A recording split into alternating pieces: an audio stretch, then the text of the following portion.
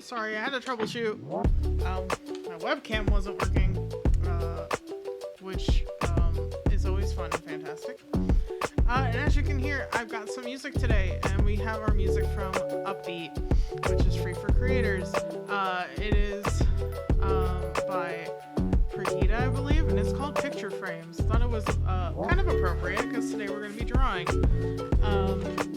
We're going to basically take the pictures that I took over the past week when I wasn't at home, and we're going to turn them into funny monsters. Now, not all the pictures that I took are going to be used, but we are going to use some photos of trees and other nature things in nature, and mostly trees, I think. Some vines here and there, to create some monsters I've been thinking about a lot lately. If you don't know, now you know. I have a story, a sci-fi story, which you may have heard of last time I did a drawing stream. I haven't really talked about it since. But I have a sci-fi story that I really would like to write. If I can get my stupid ass to fucking focus for 1 second on anything, anything, essentially. Oops. I would like to take this idea that I've had kicking around in my head for ages and actually write it down so people can enjoy it, like me. Sorry, I am stalling a little bit because I am trying to pull up pictures and erase some of it. Because there are some animals in it that are not mine.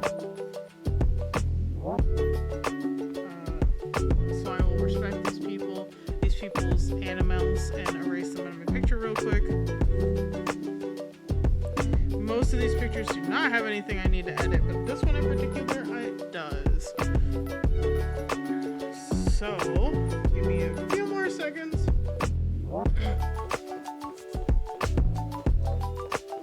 To erase these beautiful puppies. There are many much puppies on the nature trails.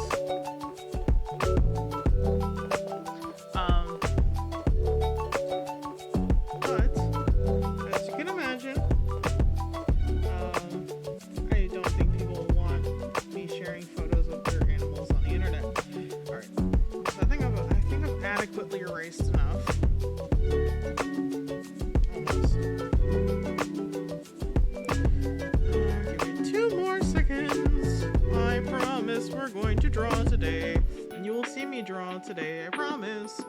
Alright, got it. Okay, this should be good enough.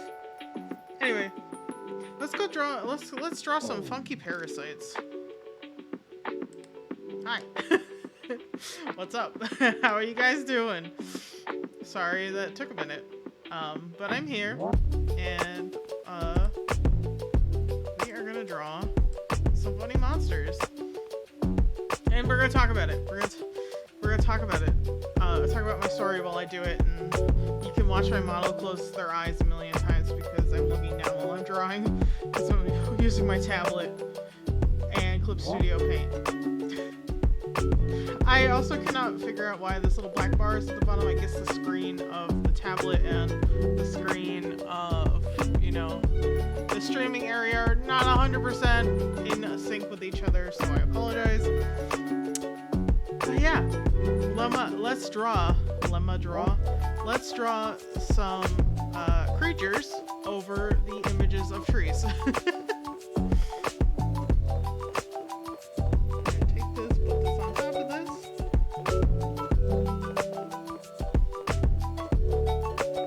And please do let me know. Oh god, I am disappearing behind my trash can. Please do let me know if the audio is too loud at any point or anything like that, and I will adjust appropriately. How does that look? I'm still hiding behind it. Okay. Make it bigger. How about that?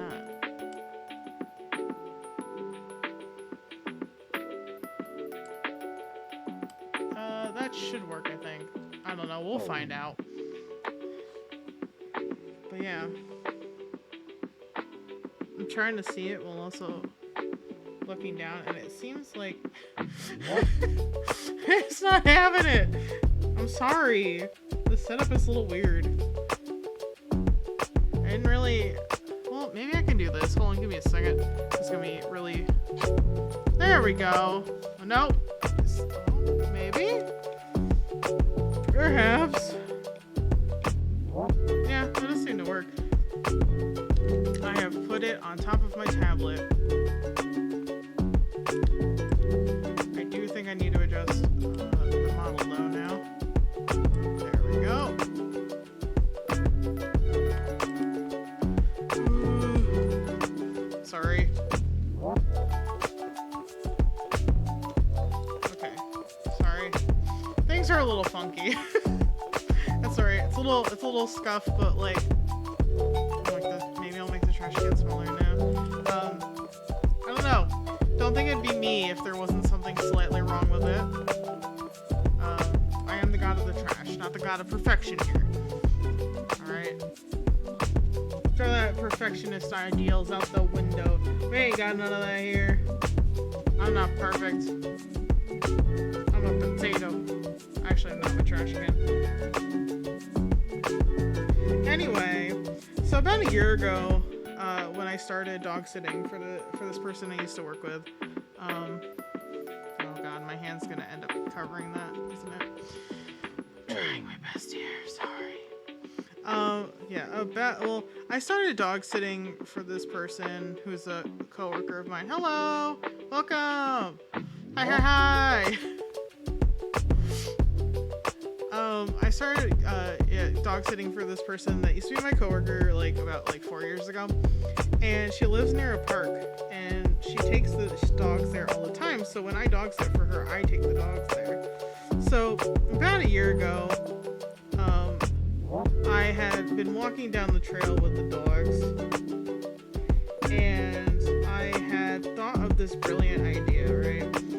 So I am maybe one day perhaps actually going to write down some of my ideas. Yes, okay, will do. I had nobody in chat before, so I had no idea. Well, how's this? Is this better? That better?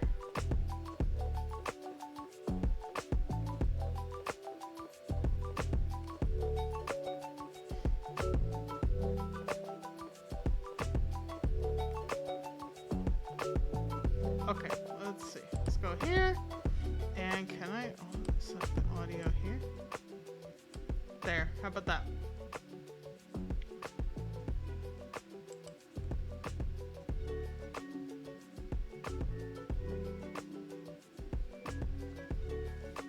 Nice.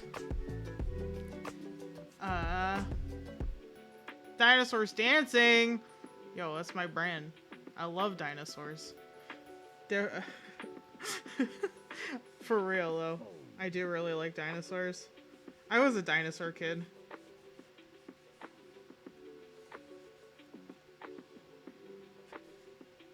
I also was a Ninja Turtles kid. I got derailed again. Oh. Listen, you leave me, my Ninja Turtles, my Power Rangers, and dinosaurs alone. Let me be that weird kid.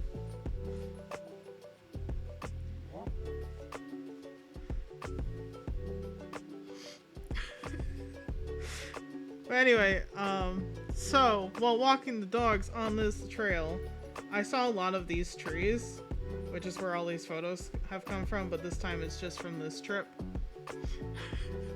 Yeah, let's go. Power Rangers, Ninja Turtles, my jam. Actually, my mother would tell you that I watched the Power Rangers so much she had it like partially memorized.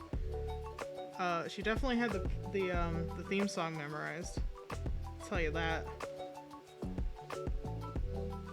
Because I watched it so fucking much. Oh yeah. That's, you know, sometimes you're just a little old. And that's okay. Actually, I think I kind of want it more like that.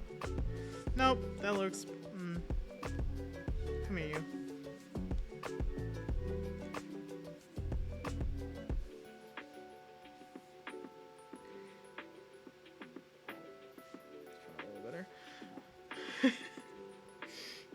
Anyway, back when I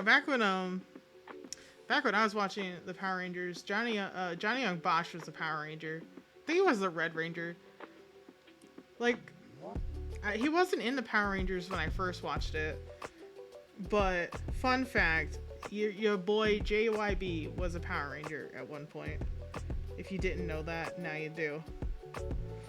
If you don't know who Johnny Young Bosch is, I mean, these days he's mostly a voice actor, and I shit you not, when I was watching Bleach and he was Ichigo, my mom's like, isn't that the Power Ranger guy? And I'm like, what do you mean the Power Ranger guy? And she's like, you know, he was the Power Ranger. And I'm like, what do you mean he was a Power Ranger? And so I went and I looked it up, and I'm like, oh my god, that is the Power Ranger guy.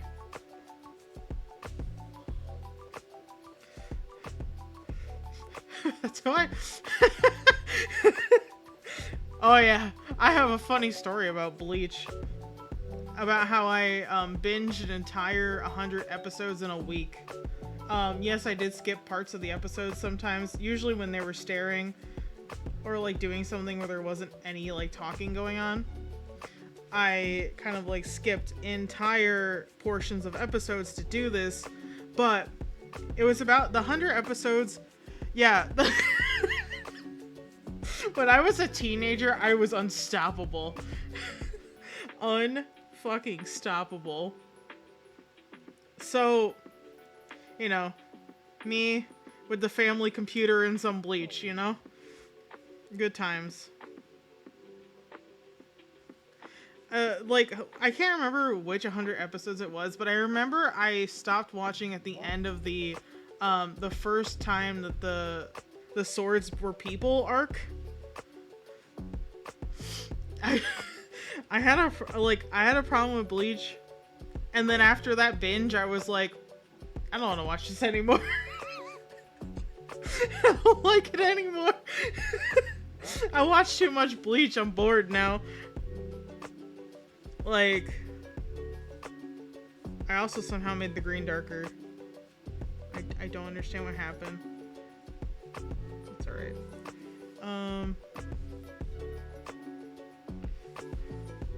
But yes, that's my 100 episodes in a week high school adventure. I don't think I've ever done anything that insane since, but catch me in college for the first time watching all of Evangelion. I think it was in very rapid succession too. It was another one of those things where it was like a couple of weeks when that should have taken me way longer. Oh, I'm on the wrong thing, and that's why.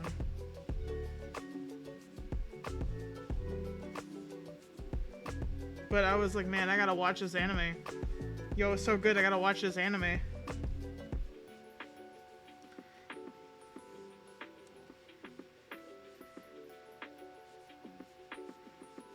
It, like, me as a teenager and in college, I think is some of the wildest I've ever been. And by that, I mean staying up until 4 a.m. to finish Star Ocean, no, it wasn't The Last Hope. Whichever one was the fourth one. I remember it was like spring break or something, and everybody else is doing normal shit. And here I am playing Star Ocean from beginning to end, and finishing it on the last day of my spring break at 4 a.m. And then trying to pretend like I had been sleeping all night when my parents were like, are you still up there? I was like, they can't know. They can't know I stayed up all night playing this fucking game.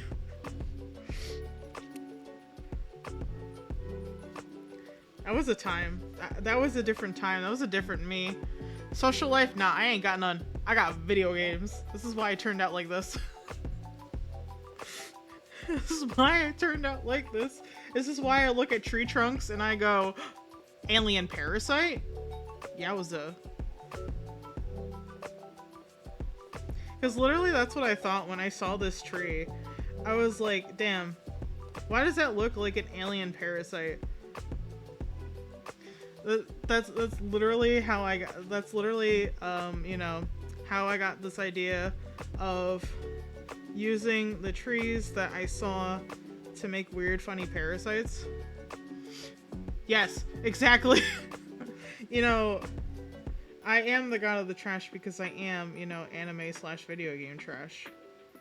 You see, it's pretty on brand, actually. Pretty incredibly on brand.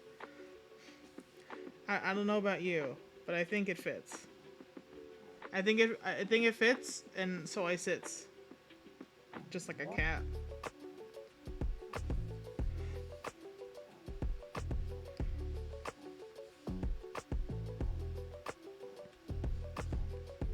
Okay, I'm eventually gonna go elsewhere with this.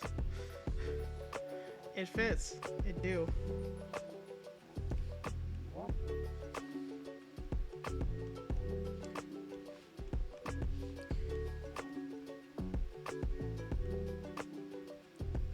Oh yeah, the story about these tree. That's what I was talking about before I got derailed on my story about how I turned out to be the trash dweller that I am, which is, you know, binge watching 100 episodes of Bleach as a teenager. Oh, I accidentally picked up the color. Let's go back to my original color, please. And keep hitting the button on the side of this pen tablet, or on this pen for the tablet, Jesus. I'm used to having, like, a silicone cover on my other pen so that I don't press the buttons. This one doesn't have one because it doesn't fit the silicone cover, pen grip cover. Oh my god, I did it again. So I'm kind of like, Jesus, take the wheel. You know? Jesus, take the wheel. I keep pressing this McFucking button.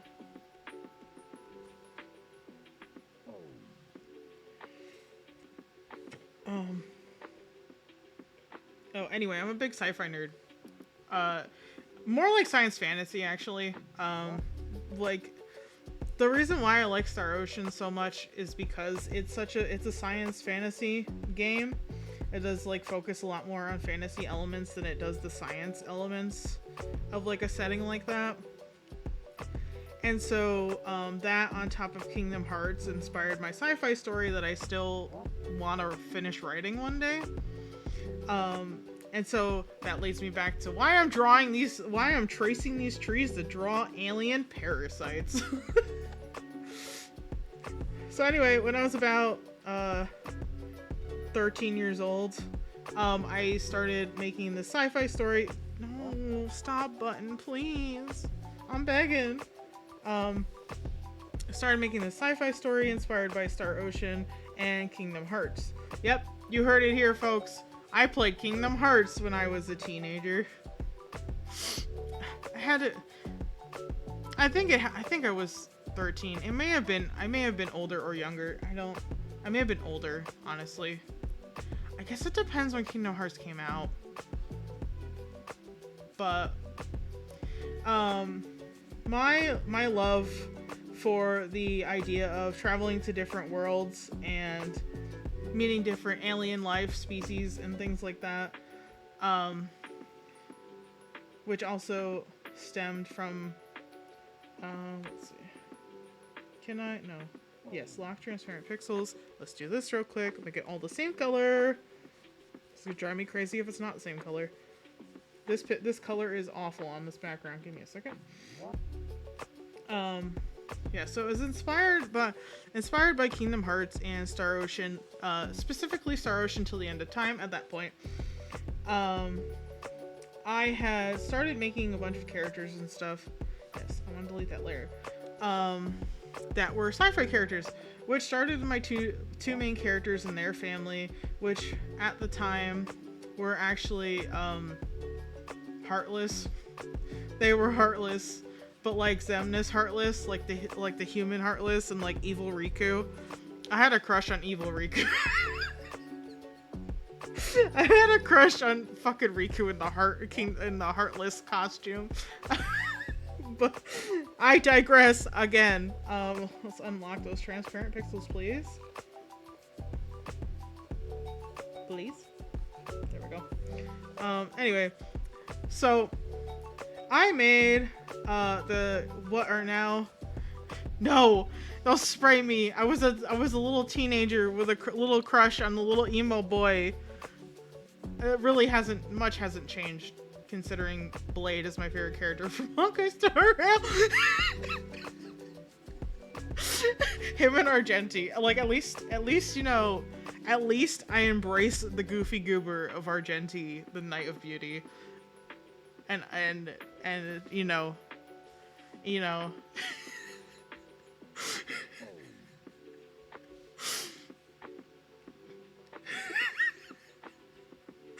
This is what you signed up for when you walked into the stream. Anyway, back on track. So, which are the two main characters and their dad were the first three that I made. And those are Tora, Keigo, and Jin, which originally their last name was Shadow because I was an edgy teenager. Now their last name is Kurosawa.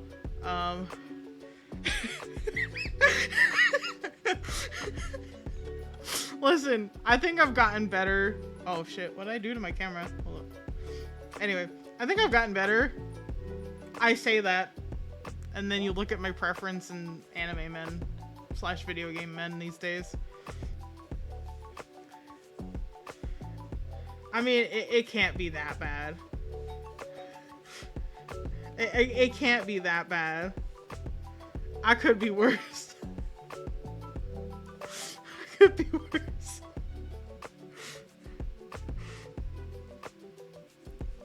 I don't know how it could be worse, but it could be worse. I promise. It exists. Worst exists. I don't know.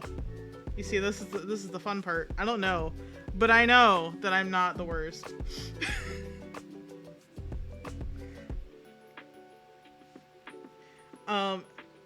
Anyway, so that's the dark origin story of my sci-fi people. And on these trails, I had this idea of like, like based off a dream that I had. Like I had a dream like this previously, but slightly differently, about alien parasites coming in on a meteor and just getting stuck on a to them foreign planet. And causing all sorts of havoc and destruction. But the idea as it developed, I mean, it could be. I actually have, okay, you want to know a funny part? I had never seen that anime in its entirety.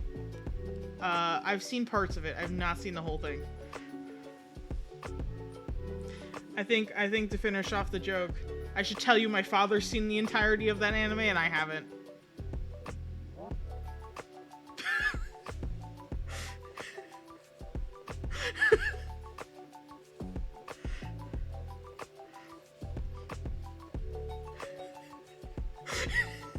This brings me joy. This brings me much joy.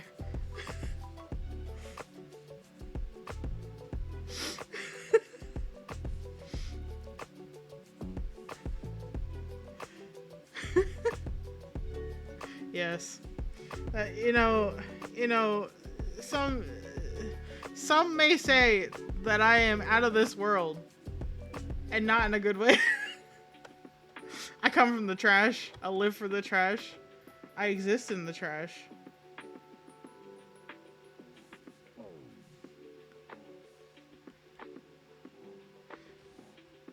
I will watch it, I promise. One day, I will sit down and watch it when I'm not obsessively playing video games for hours on end and then going, why am I so tired? Then realizing why. Because it's like after midnight and I'm still playing a video game for like 20 hours. Not even. I can't do that shit anymore. Actually, no. I end up getting, like, it's like 9:30 my time now. Usually I start getting tired around 10. I feel so fucking old now. I mean, I drink an energy drink at the end of my shift at work though, so I'm alive for now. We're alive and we're kicking.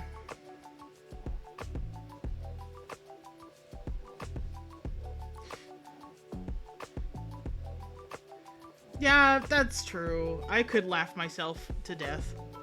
You know, they say laughter is the best medicine, but they never talk to you about the side effects of having too much of that medicine. Every medicine has side effects. Have you ever seen a commercial without, having the medicine like have like 50 different side effects, and they're all worse than the actual thing that they're trying to treat? I'm just saying, laughter could be the same. We don't know. We don't know what the side effects of laughter are. Maybe it causes funny, I don't know, funny heart palpitations. And like instead of having a normal heartbeat when your doctor goes to listen to you, it goes ha ha ha ha instead of a heartbeat. I don't know. Hey, it's something to think about. It's something to think about, definitely. I definitely think it's something to think about. I mean, I definitely could make myself laugh more if I wanted to. I do it on a daily basis.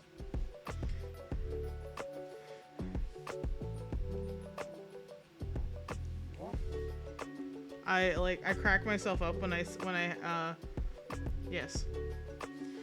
I mean, I make myself laugh when I tell bad jokes and puns. Me? That's a good question. Right now I think I'm just a generic. I think I'm just generic elf ears creature, potentially with a robot arm. The fluffy creature over the elf is a cat. It's a blob cat. We like blob cat. I was like, I wasn't intending on keeping it, but it's so cute on the model, and this is like a pre-made model, which the link to the artist is in my panels on Twitch. It's a customizable chibi, and so I originally was gonna take it off because the idea for my character is to put the trash can with googly eyes on top of it, like the lid on top of my head like a hat, because I think it's funny.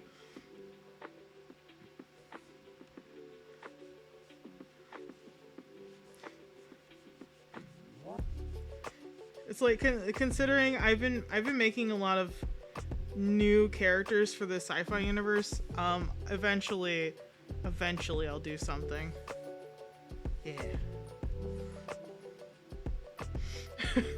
Oh, maybe I am. Maybe I am the cat. Maybe it's not just a blorbo. Maybe it's a parasite blorbo. I don't know. Cause I do have elf creatures, or elf humanoids, like Kiana, my queen. She will wreck you, I promise. She's basically Kiana's character is that she is a professional fighter. Like, essentially, she's like a professional like sci-fi MMA fighter is like the general idea of Kiana. She's very strong. Kennen will beat me in a fight. I can't take her. I spell it Qiana. I took it from I'll be honest, I took it from a baby name site and I really like fell in love with it. And I was like, from the pronunciation key, it sounds like it looks like it should be pronounced like this. Yep. One of my favorite things to do when I'm making a new character and I can't think of a name is to go to a baby name website and just hit the random renamer until I find something that like, I'm like, oh, I like the way that looks. And then use that.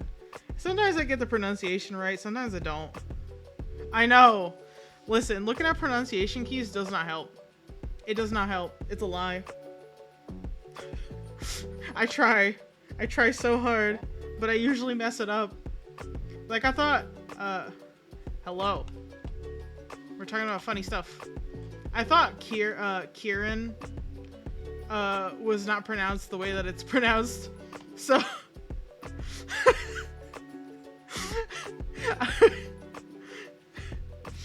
We won't talk. We won't talk about how you know, English is hard. We'll just feel it in our souls. Or how names are hard to pronounce. We'll feel it in our souls. Which is why I hate when like something is spelled a one way and said another. And I'm like, how am I supposed to get that from this? I don't get it. What were you expecting from me?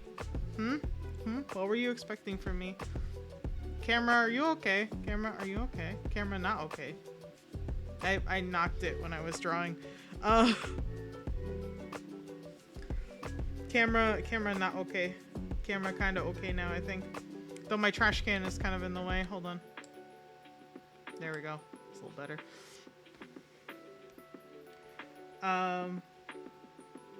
Yes, Kiana is also part of this sci-fi story. She's a character. You just learn the rules. Plot twist, every single word is a roll. Oh, I mean, I guess, yeah. You know, you gotta do that double take when you look at a word.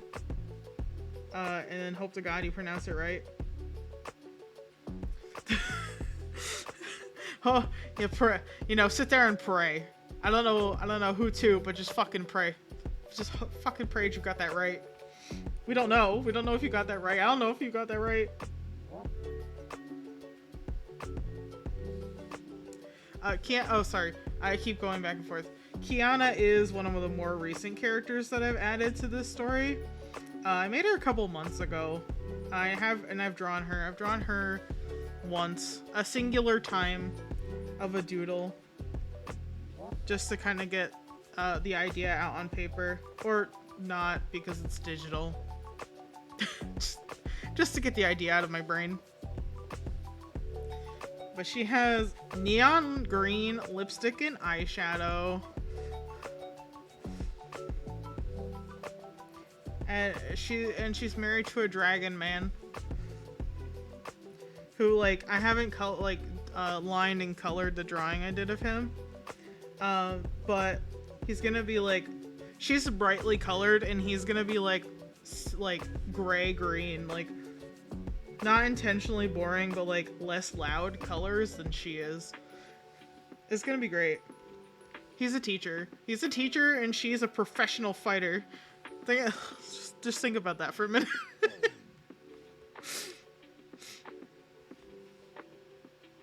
He's like, books. And she's like, yeah, punch things.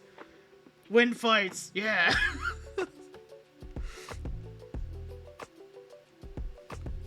That's the dynamic we live for here.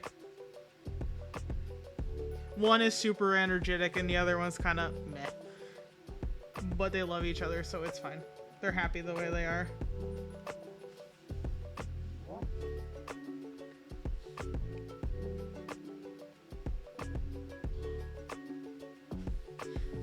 Let's zoom out.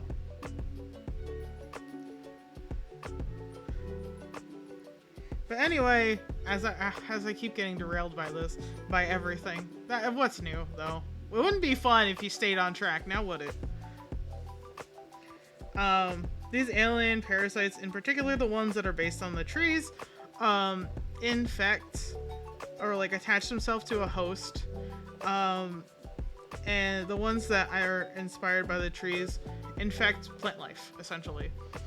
And basically live and feed off the plant life. Which, of course, since it's like science fantasy, you gotta have living plants that are a danger, that have vines and other things that could end your life if you're not careful. So obviously, when they infect that kind of plant life, it's over. That's one with the funny. I'm gonna use this one next. And kind of like that, like the arc of the story that I had made up based on these creatures, like based on the trees, the stuff I found out in nature, is, hold on, I gotta find my keyboard again. There we go. I say that like it's not right in front of me. It's just behind my tablet, so it's hard to see where the keys are. I don't know how it did that twice, but alright. Oh no, because I fucked up.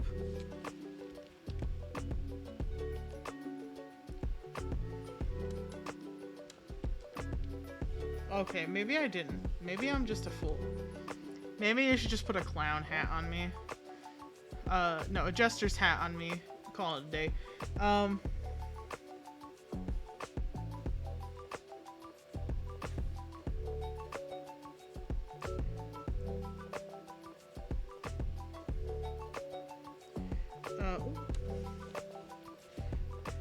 And so the original, like the idea of this arc originally is like set in the past from what the story is at this point. And that is, this all takes place on a planet, yes, apply the transformation, on a planet that I've named Garros. I keep wanting to put a number after it.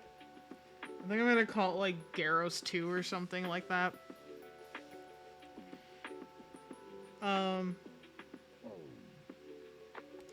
And like sorry, there we go.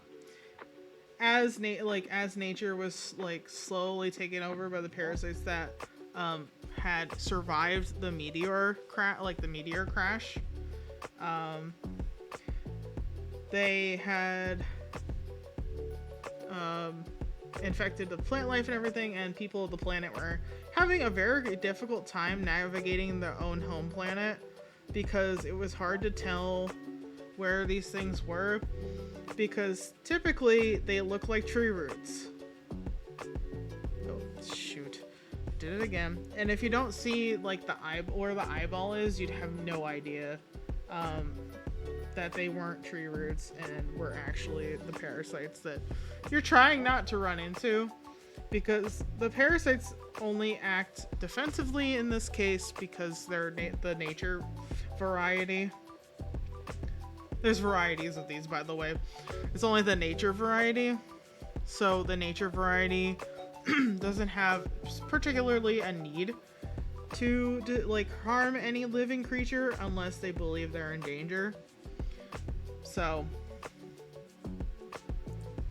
these variety are pretty docile, all things considered, until they start feeling threatened by the, not the animals so much as the people, or like the humanoid creatures that live on Garros. Especially because there's particularly like I guess it's a guild of monster hunters that exist on Garros. Due to the original founding of Garros, there was a lot of wild creatures that got in the way of basically like making a space colony out on Garros, because it originally was unpopulated by humanoid creatures, or humanoid creatures is fine. So so of course they created monster hunters to get rid of the hostile monsters or creatures they were calling monsters that would often cause problems for the space crews who were trying to create the little space colonies out there on Garros. Garros is an incredibly green planet, and not just by color. I mean, there's a lot of vegetation on it, so it was very easy for these parasites to thrive in this environment. That like a place they normally wouldn't. This was like perfect condition for these. And it all had happened because a nearby planet had been destroyed. How did it get destroyed? I don't know. I'm not that far yet. All I know is that it was destroyed, and the little bits of creatures that survived were these rather resilient parasites that basically were considered parasites due to the behaviors that they had in terms of, I don't know why my brain is lagging here, in terms of latching on to living creatures and making them their host, which in this case, like the tree bark ones or the tree Tree root ones made plants their hosts and essentially fed off the photosynthesis and other things that were happening on plant, would plant. Which made them the least harmful for quite a while. It's just when they started to attack, people weren't sure how to actually get rid of them because they didn't seem to die when a plant would die. They would just latch onto a different plant of a similar variety when their previous host, died, because people were trying to get rid of the plants in hopes of getting rid of the creature that was attached to it, and it just didn't work. So then, essentially, a monster hunter, a young monster hunter, her name I forgot. I gave her a name. She has a name. I remember the priestess and not her. The priestess's name is Seraphina. So Seraphina and this young monster hunter meet up at some point on the adventure to try and, subdue as many of these. Yeah. I always have my ideas are so in depth, brother. What? But the two of them join forces in order to find the mother. Or they call it the mother, but it's the biggest of the parasites, and it's the one that seems to be actually able to reproduce, kind of like a sponge, budding. It'll make little versions of itself and pop off, and they go off and do their own little thing somewhere in the world.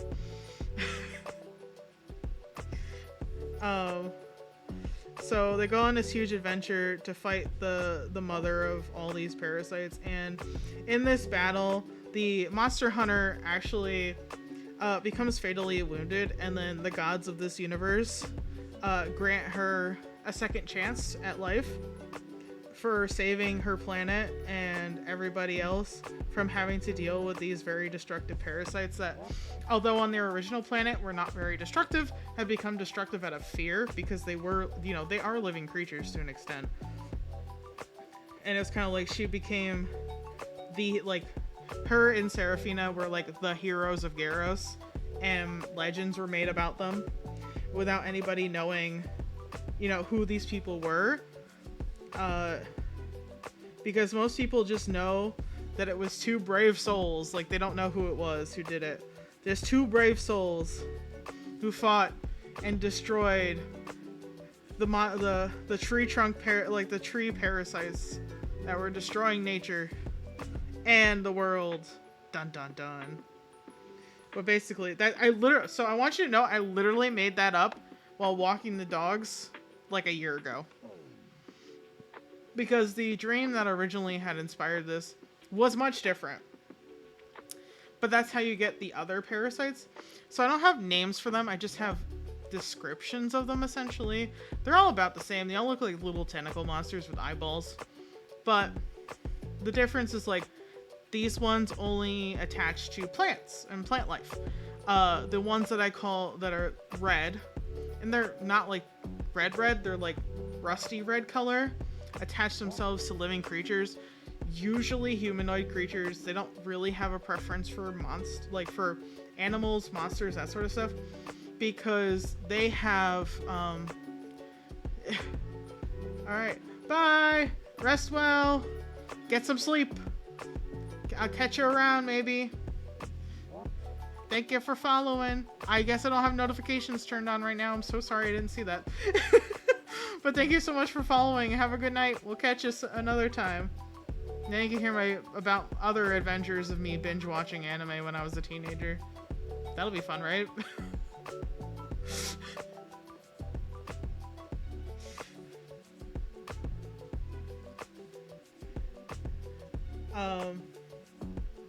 But yeah, the red creatures tend to bond to intelligent life forms. Like I said, very rarely animals, but sometimes they do.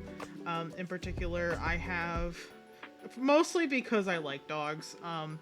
There's an infected dog that I wanted to draw eventually. But basically it's humanoid creatures, creatures that have a high intelligence that they bond to. And the thing about those is that they're not actually violent at all.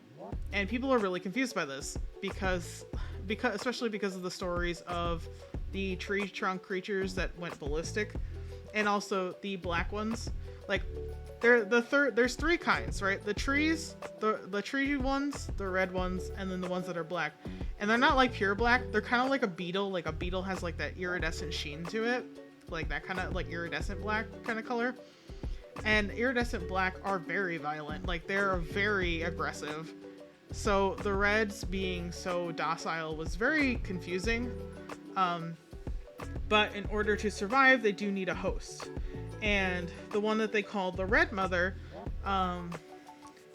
was made that very clear. They're like, we just need to bond to somebody to survive. Our intention is not to harm, but to survive.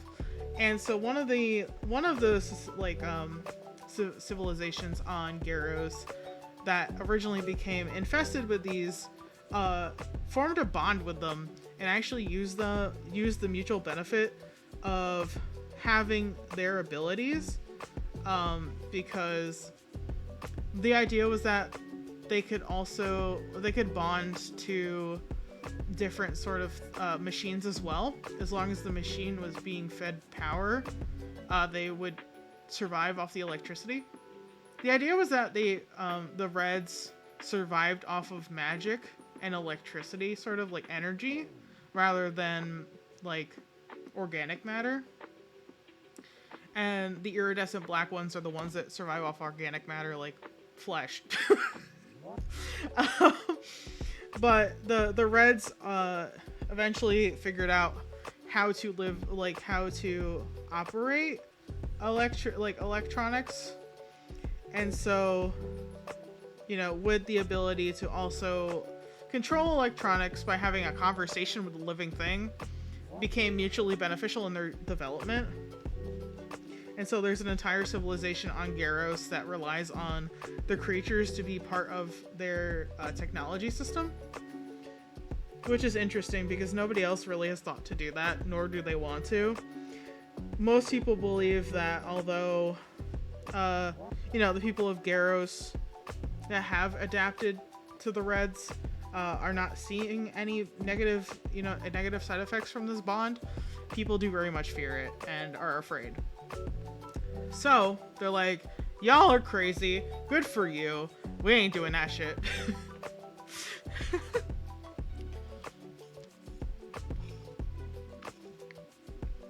And then there's the iridescent black ones, which is the one that I was thinking about the most over the last week. Which is why I was like, man, maybe I should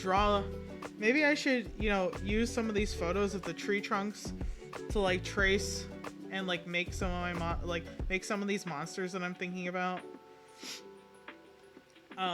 So the iridescent black ones are unfortunately the most aggressive out of the three. And this is by nature.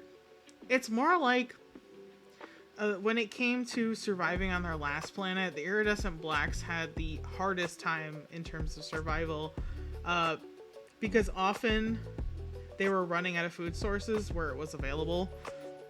And the fact that they even survived is considered very lucky, considering what they knew about the planet beforehand, before it had exploded.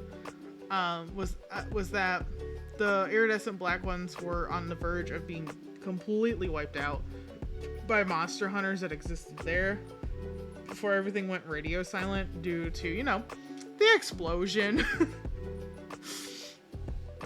The iridescent black creatures had adapted to a cave system on their original planet.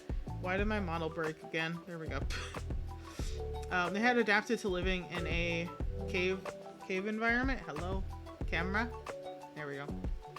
Adapted to living in a cave environment. I'm finally gonna finish this fucking sentence. Due to the fact that normally creatures did not go into the cave system.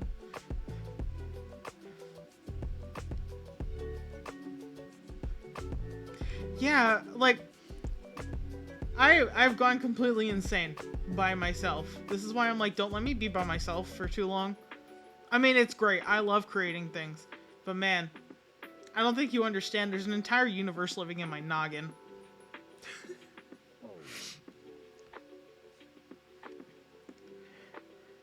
Like, severely. Like, no.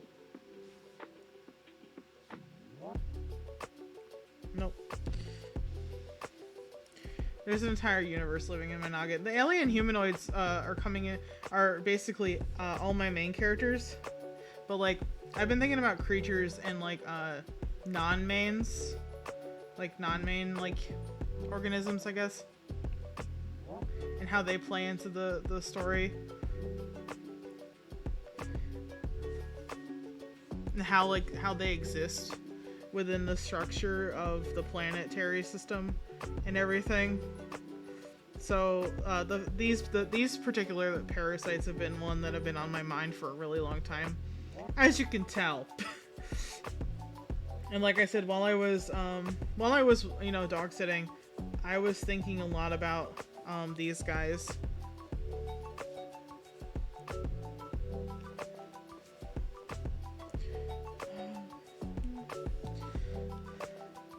And the iridescent black parasites in particular, because they have a little bit to do with the main plot of my story. And I think it's just because I willed it so. I sat there and I was like, you're gonna motherfucking fit in this story, whether you like it or not, asshole. It's basically the iridescent black creatures, because they had gotten used to living in a cave structure after they landed on Garros, buried themselves into the ground. And little did they know, did the people who ended up making their civilization in the area know that those were even there, because they had been living underground and essentially had been living off random wildlife during, before the appearance of, any humanoids.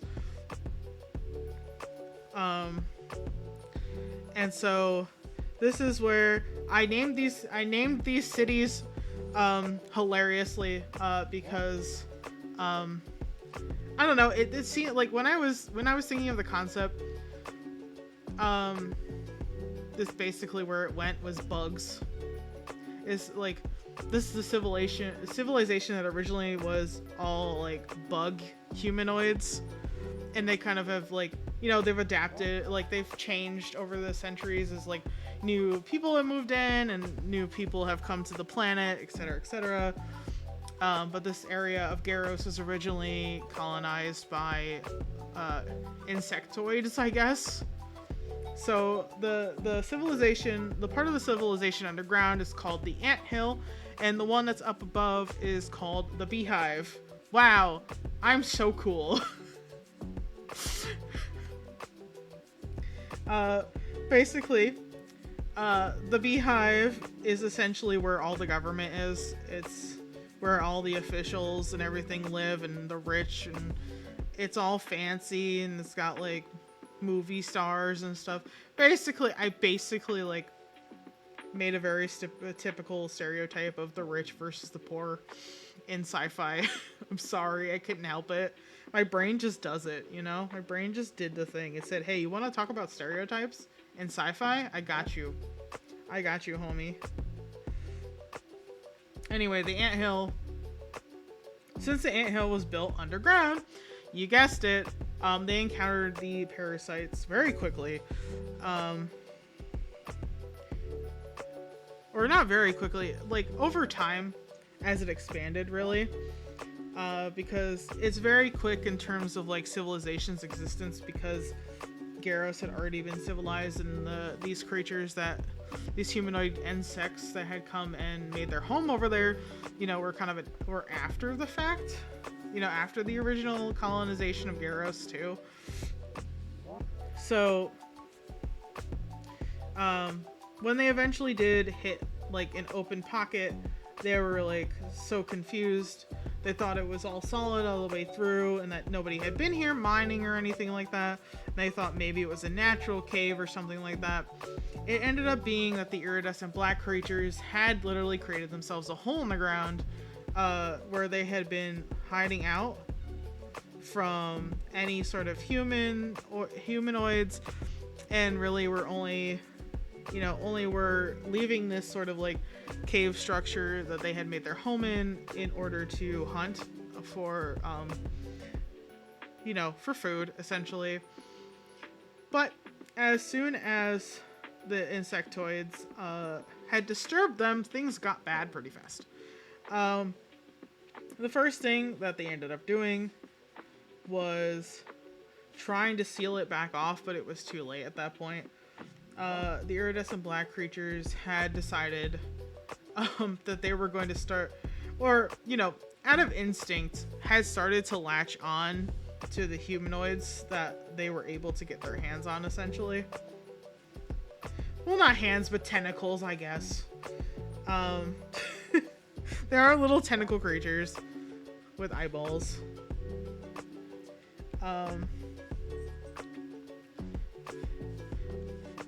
And basically, they didn't kill their hosts right away, and so this was the problem. The problem was that they were attaching themselves to hosts in order to feed off them slowly. And that's why they were able to like go up and hunt a monster and then come back down and be able to hide for so long. They had developed to, as most parasites are, to live off a host until the host dies, either from itself or other causes. In the case of the iridescent black creatures, they were causing death, and they kind of knew that they were the cause of death because they are they're intelligent enough to know that once one dies because they finish feeding off it, they need to find something else. And so these creatures, had latched on to some of the humanoids who had opened up a pathway into their little hidey hole. And so those people who had been infected ended up being quarantined in a hospital, and while the doctors tried their best to figure out, how they could remedy the situation. The problem is they never figured it out. And to the point where we're at when the main cast show up on Garros, it's gotten to the point where a majority of people in the anthill are infected, to the point that the anthill is no longer accessible to almost anybody. The only uninfected people are basically carted to the beehive, and then those that are infected are basically left in the anthill to suffer. The beehive supposedly is on their side and trying to figure out what to do as well, but we see the classic signs of not my circus, not my monkeys, despite the fact that is their circus and their monkeys, because they're the government. And they're fellow citizens to these people in the anthill. And the beehive and anthill were being sent aid by the Intergalactic Assembly, which is the main governing system of my sci-fi universe, which is the organization that my main characters work for. They're not particularly there for humanitarian reasons. They're there on a mission, but because I am the way I am, our main characters do end up helping the situation on Garros, especially because they know Serafina, who's now this is years later after the original plant creature incident. She's now instead of just being a sister of the Church of Ludum, or I think it's pronounced Ludum. Don't quote me on this. She, instead of just being a sister of that church, because Garros is known for being the religious hub as well, for Ludum in particular. He's basically. I did make a whole family of gods, and my mouth is getting dry again. I can't.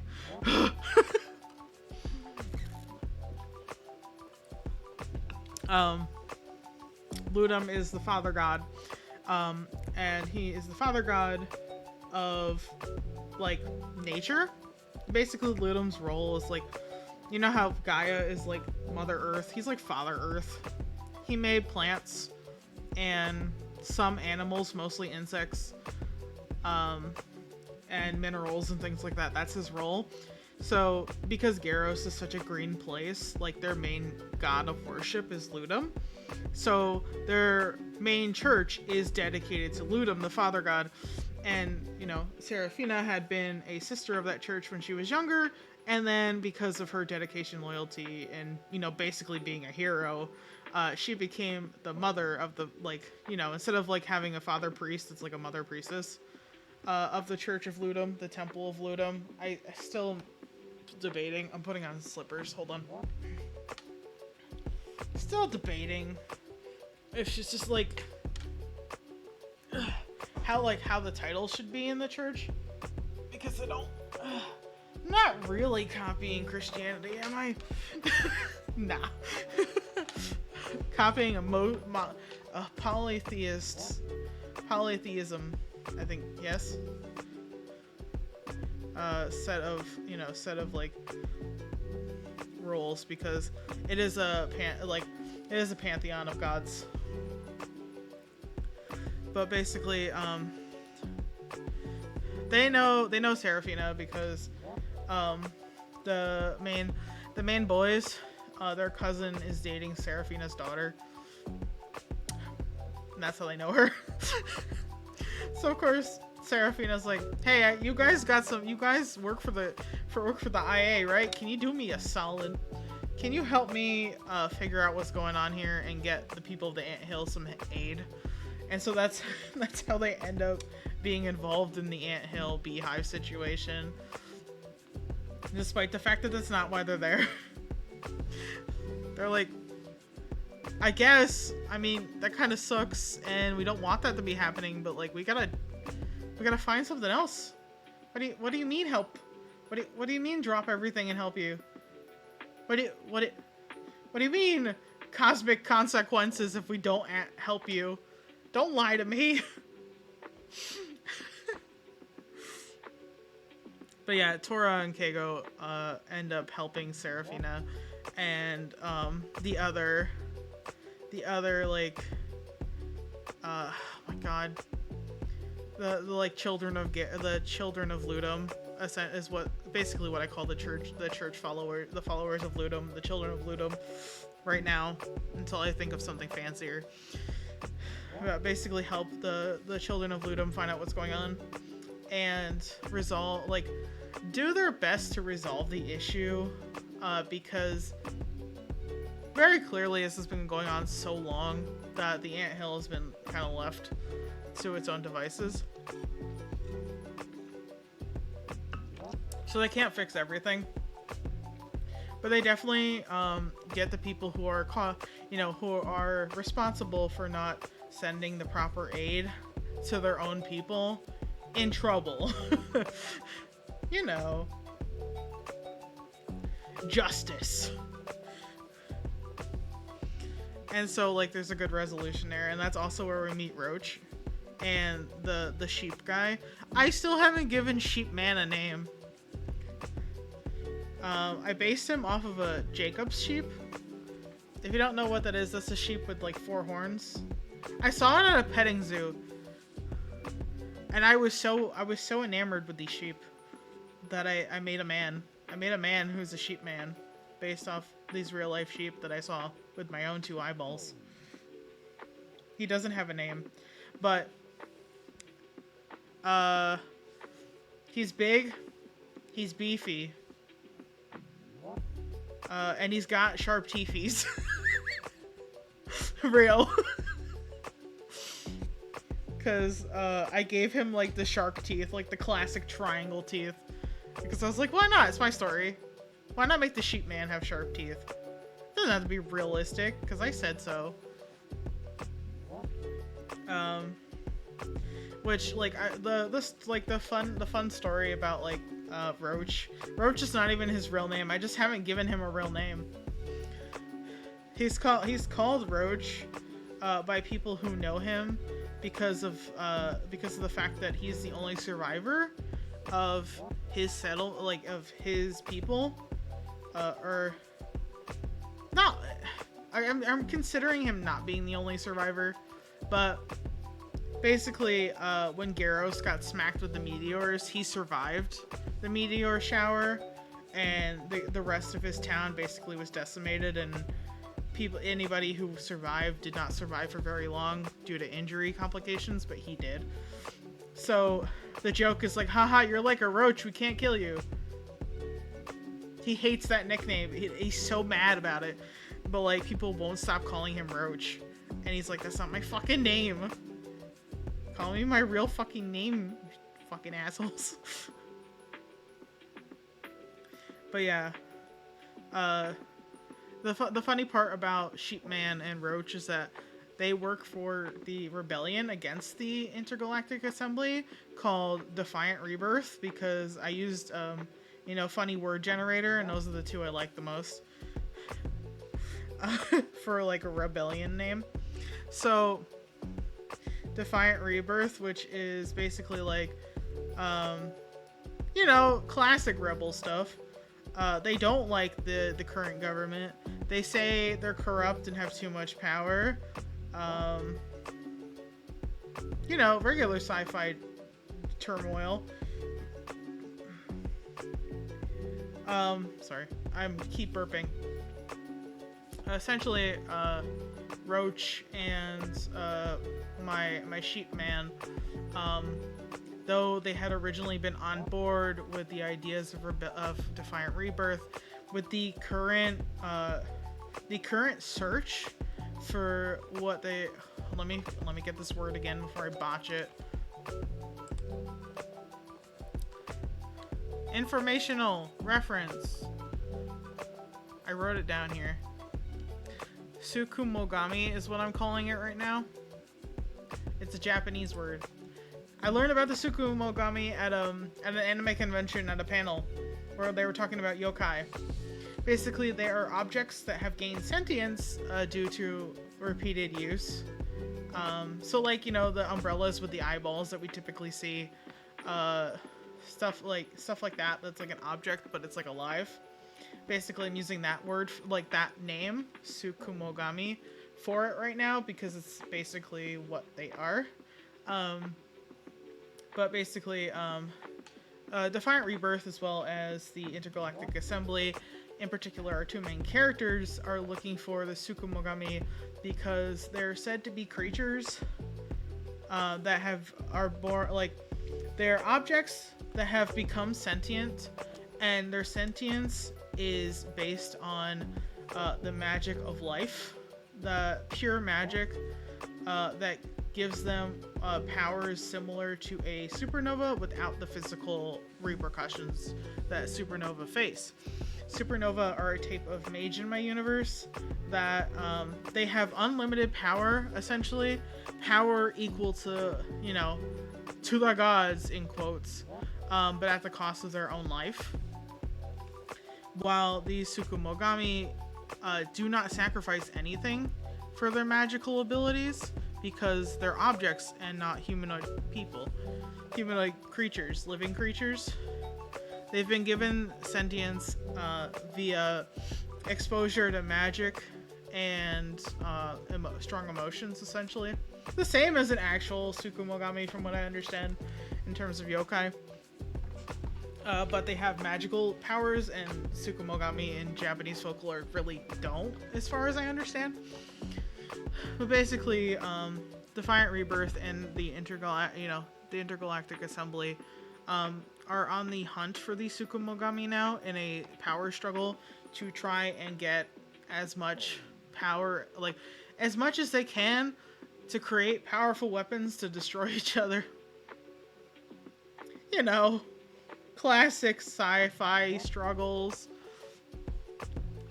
But basically, Roach and Sheepman are like, we're not about that life. We were about breaking off and making our own government, making our own society, but like, if this is gonna be a bloody war, I don't want any part of it, essentially, as their characters. That's essentially like what the agreement they've come upon, which is why the two of them are like, when they do meet, the main characters are like, hey, I know we're technically your enemy, but like, what if we weren't? What if we helped you so we can get out of this fucking situation because they're not happy with it anymore? And so that's how Roach and Sheepman become relevant to the main plot. They're like, haha, what if we betrayed? What if we betrayed somebody else and helped you guys? But yeah, Roach is from Garros. He was born and raised on Garros. I haven't decided what any of the civilizations are going to be called besides Beehive and Anthill, but he's not from those. He's from a different civilization that, like I said, got essentially wiped out by the meteor shower that deposited these creatures onto the planet. He's like, and the bug he's inspired by is the Katydid, so he's like bright green. Like, Roach is bright green. He's not even doesn't even look like a cockroach. He's bright green. I love him. I love this moody little guy. Nice. Nice.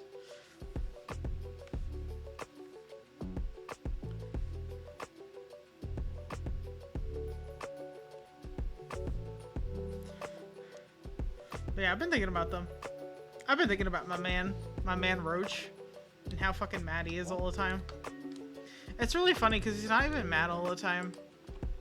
He's just mildly upset that people won't stop calling him Roach, and also, you know, that Defiant Rebirth stopped being about creating their own civilization where things were fair, and started to become power hungry, and, you know, on a power trip with a lust for power to like destroy all of civilization that are run by, you know, the IA, because fuck those guys, right?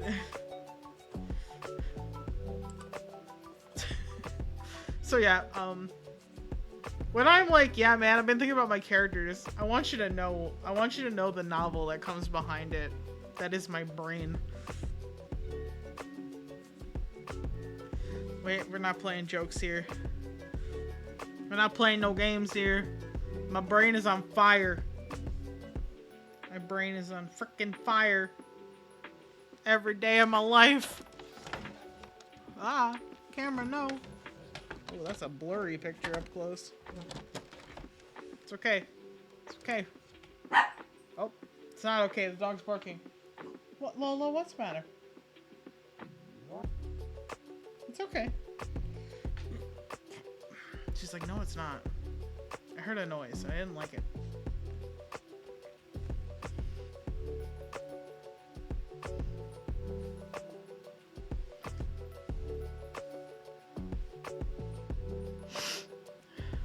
Yeah. I'm like, I told you majority of the plot, and now I don't know what to do. I could tell you more details I've been thinking about, I guess. About how, like, the daughter of the president of the Beehive is like, my dad is trusting the wrong people. She'll look like literally as subtle as she can be. Tries to warn Tora and Kago, like, hey, they're looking for a reason to arrest you. Be careful. Like, it's literally part of her significance to the story is that she basically goes, hey, if they decide that they don't like you anymore, not even I can help you. So please be very careful. And the boys are like, damn, we're in trouble, aren't we? So yeah. Anyway, I'm cooking. My brain is always cooking. Okay, I know. I'm in the wrong layer. Sorry. I'm cooking. I'm cooking with fire. My brain on fire.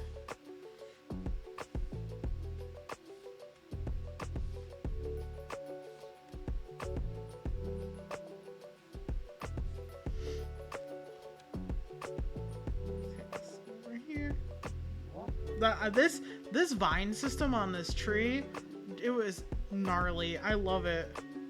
Look at it. It's so pretty. It's so intricate. Nature blows my mind. Have I ever told you about how nature? That's it. How nature. I don't know, but nature do.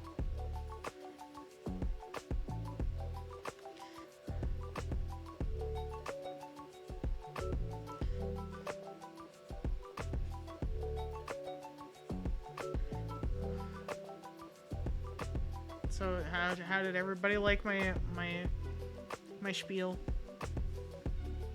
Was it intense? When I'm telling you I'm cooking, do you believe me now?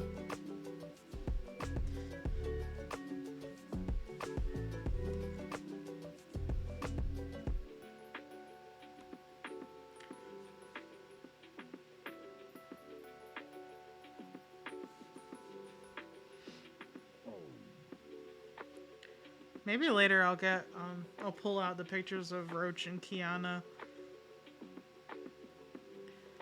Since I talked about Kiana a little bit. And her husband. I do have all these doodle pages saved. Like sketches I did of their like portraits. So I do have a lot of characters. I keep saying stop making more characters. But then I'm like, okay, but like if I stop, it's not fun anymore. Like, listening to, I was telling you the other day how listening to monodrama on repeat made me create a new character. He's a diva. Oh my god. I drew him today. I drew him today. I need to upload. Maybe I'll pull out the sketch. But basically, while listening to monodrama, which if you don't know, is the song for Sparkle's like video that they did where there's multiple versions of her everywhere and she's like starring in her own show of chaos because she's a masked fool. I listened to it basically on repeat for like a couple days. Like on and off, obviously, not all at once, but I started to imagine an actor that had lost their mind. And so that created the one-horn guy that I doodled earlier today. That I'm still not... Like, he's not like a main character. He doesn't fit anywhere into the main plot. But I'm having fun with making his story of how basically like he's a unicorn with a horn that's not traditional. Like somehow instead of growing out like straight out of the top of his head, it's growing out of the side of his head, so it looks more like a traditional like dragon or demon horn rather than a unicorn horn, which it's supposed to be. It's even a funny shape. It's not even like straight. It's like a weird shape. And like he's been told his whole life that it's a genetic defect. And so like they gave him a lot of self-confidence issues, but he really liked being in theater. He really liked the idea of acting in theater. So, you know, despite the fact that like everybody's like, oh, there's something wrong with you, he became an actor anyway, and like was really good at it, like really good at it. And so like, you know, after, you know, sci-fi high school, decided to pursue an acting career. And he did a lot of like independent films that weren't really good, but like things that people would always say is like they'd always compliment his acting. And so that's what got him like bigger roles and bigger roles and bigger roles until he became pretty popular throughout the throughout the universe. And so yeah, he starred in a lot of movies and theater shows and musicals and things like that, like for a while, and then all of a sudden disappeared. And then like he in the like little part that I keep imagining, he's trying to make a comeback, but something's wrong, like something's off. He's like completely lost, like he's like to people who don't know him, it just seems like he's a typical actor. To people who do know him, he's like lost his personality. It's like he doesn't know who he is anymore.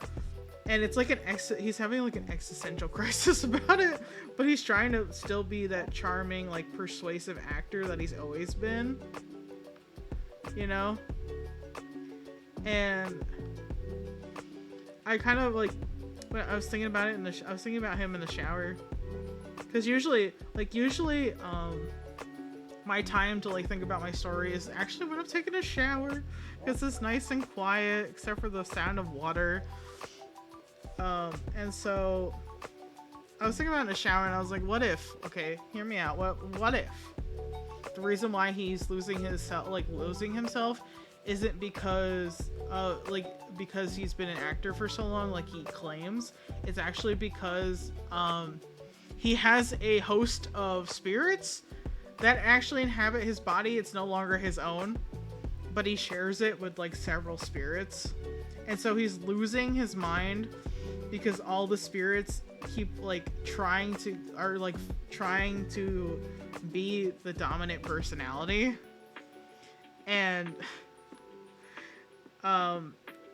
like the strongest one is still him, like compared to the others, but because like he's fully aware of what the other spirits do when they do take control, he's like, I don't know who's me anymore. I don't know who's me anymore. And I was imagining him like breaking the mirror, like having a total meltdown about this.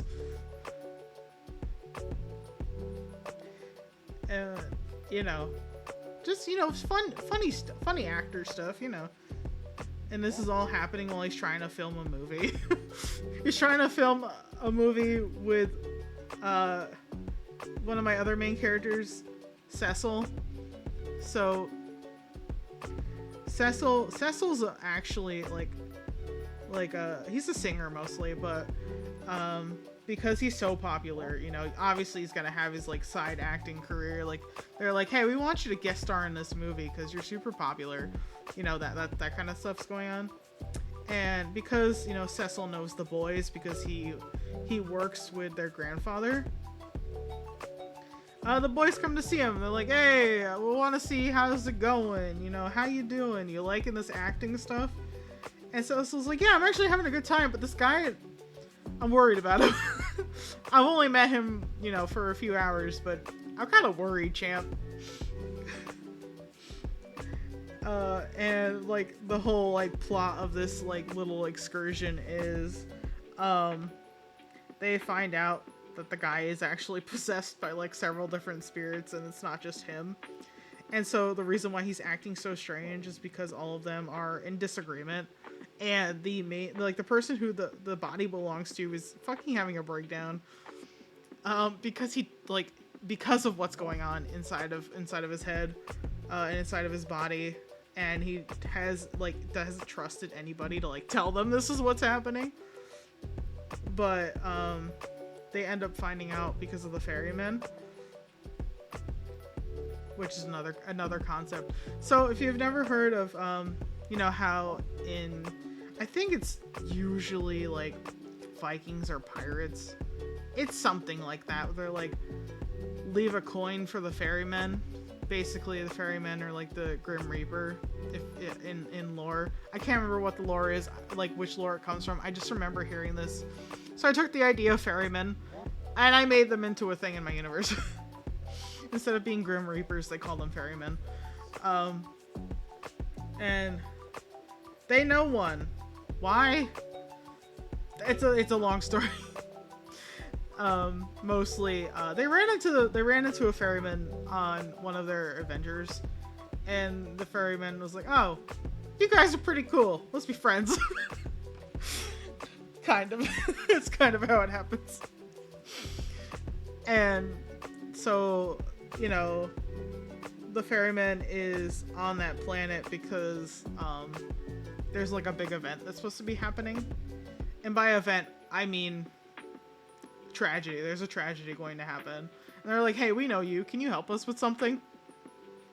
Because what's happening is that like when, you know, besides the fact that this guy is having a breakdown and trying to pretend he's not, almost every scene with this guy in it is corrupted, so they keep having to refilm, and things are not going well. So, like, that's why, you know, that's like, so then they're like, okay, well, maybe there's something we can figure out, because, you know, we're here anyway, and we know about magic. Let's suss it out. And it turns out that it's just a bunch of ghosts fucking with the recording, and it's not intentional either. It's the spirit energy and magic energy in my universe are like pretty similar. So if there's a large concentration of magic and or spirits, it tends to cause technology in some cases to mess up. Specifically recording equipment and photography equipment is a big one. More like security and other things, they've gotten really good at making systems that aren't affected by spiritual or magic nature, obviously for reasons like, because if like a system, like a major system fails because of that, that's a huge issue. So like, not everything is affected by spirit and magical energy, but some things are. So in this case, the recording equipment is all being affected by this, and like nobody can figure out why. And the guy is like, it's me. And everybody's like, oh no, sweetie, it's not you. Because he's like super famous. He's like, no, it's me. And I don't know when he started to realize it was him. That like the presence of him and the spirits in him that was causing the issue. But he noticed it first. And like, could not fucking convince anybody that that was the reason. Because, you know, this had never happened before that anybody had known of, because like I said, this is like a more recent thing. The actor went missing for a while and then came back, you know, into the spotlight with this movie they're trying to shoot. This is kind of like, you know, this is like a character quest almost. Like, this guy was introduced to the video game, let's now give him a quest so you can flesh him out and like see how you feel about him. That's basically how I like associate it with like, hey, it doesn't fit in the main story, but I like this idea. Basically, I think Genshin and Honkai Star Rail have really influenced that kind of thing. Which is like, I like it. I like that idea of like, hey, this person doesn't actually fit in the main story, you know, more than X, Y, or Z, or at all in some cases. Let's give them something where you can like, you know, learn about them. Like an event or like a character quest sort of thing. So I'm a fan of it. So like, that's how I fit these things, like these characters I made at random, into the story that aren't important to the story. Oh yeah, the ferryman. So basically, when the boys can't figure out what's going on, why the recording keeps going funky, they meet, like they go find their ferryman friend, and they're like, hey, we know that sometimes spirits can be the issue and not magic. Can you help us with this? And he's like, yeah, I got time. Yeah, I got time. I don't have to work yet. Let's go. And so, you know, he's on scene, like he comes in and they're like, who's this? You know, the film crew's like, who's this weirdo? And he's like, say that again. I fucking dare you. And they're like, don't worry about it. This guy's helping us figure out what's going wrong with the recording equipment. And he's like, yeah, and when I tell you what's wrong with it, you're gonna have to apologize about that weirdo comment.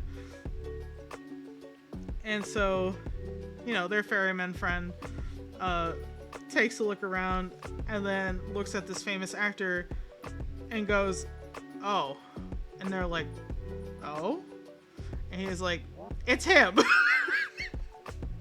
Like, this is a super simplified version of what goes on, but this is essentially what happens. And he's like, I know, I told him it was me. But they didn't listen. They're like, no, it's not. I'm like, I fucking know what is happening. And so, you know, everybody's confused. And so the ferryman is like, he doesn't have a name either. Well, he does have a name, but it's like a name. It's a long story.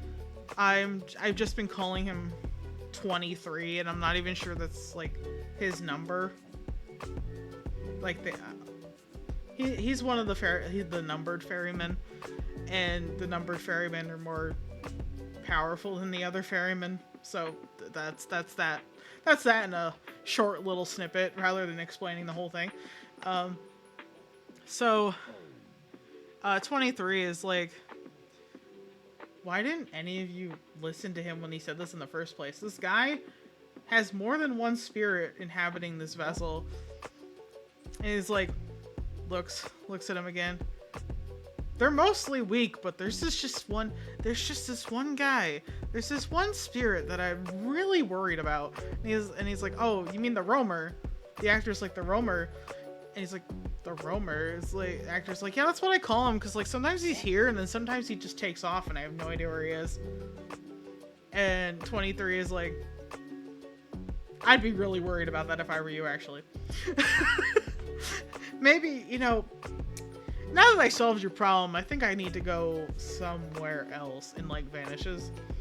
Turns out 23 tracks down the roamer, and I didn't like work out what's up with the roamer, but it turns out to be pretty amicable. Like, the actor and the roamer are kind of like shake hands homies at the end of it.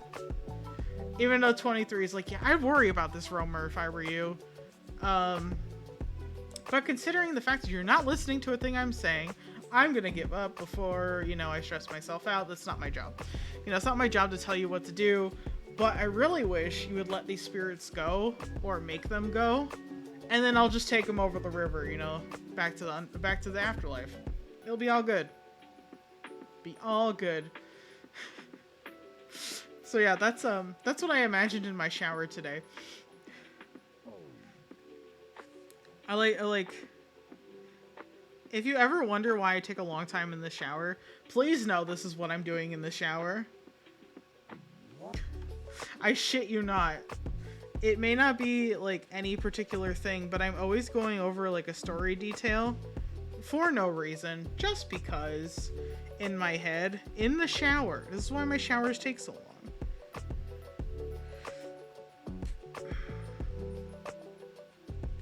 My throat, my mouth is so dry, but I'm having fun talking about my story like a silly banana. I'm a banana. God, that's a throwback. Jesus. I'm so old.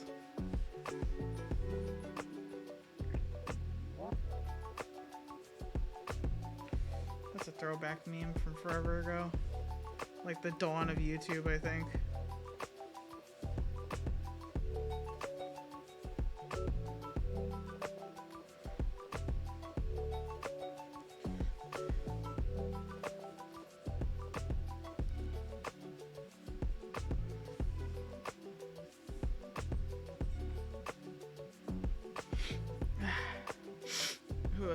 My face itches again. Sorry. I've also been having allergy issues. Look, I go outside because I actually like outside, and then my allergies punch me in the face. They're like, come here, it's allergy time. And I'm like, no, not my face. I don't want to be full of allergies. Too bad. It's allergy time, baby.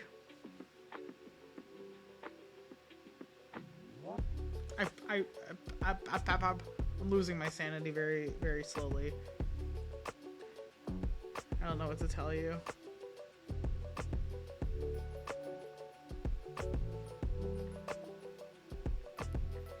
It's fine, you know? At least I'm not, like, my actor guy. Like, who am I? I'm just losing my brain normally and just being like, and nothing. And absolutely nothing. And my own shenanigans.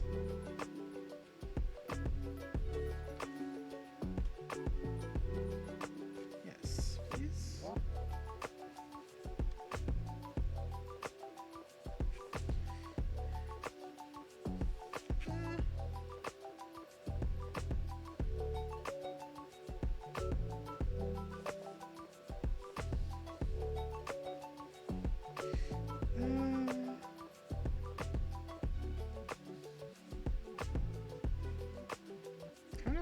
this one multiple eyes.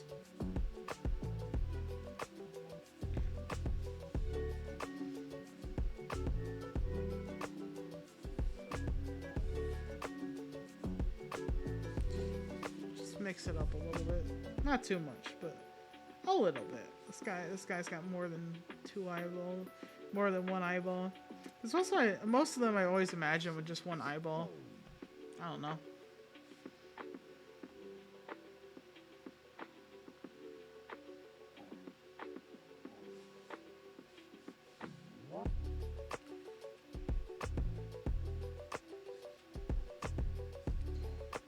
This guy knows what you ate for dinner. I don't know.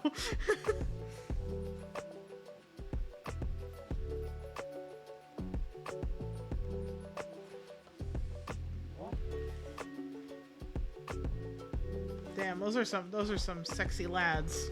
Those are some nice parasites there. Now look at what you got there. There's some parasites. My throat.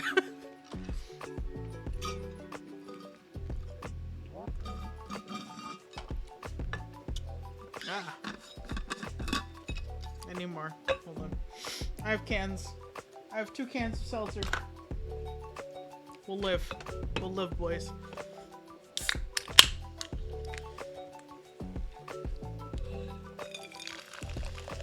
Can you hear it? Can you hear it pouring?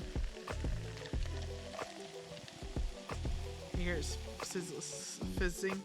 Fizzing. It's fizzing. Because it's seltzer water dumping into my metal cup. My reusable cup. Why would I do that? I don't know. Drinking out of my reusable cup is just more fun. Especially because it has dogs on it. I love dogs. If you don't know, I love dogs. I broke my camera by putting my hand in front of this while trying to refill this guy. Excuse me.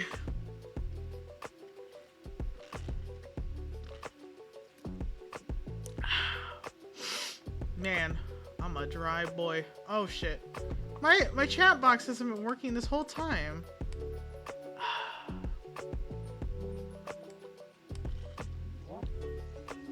I only now just realized that.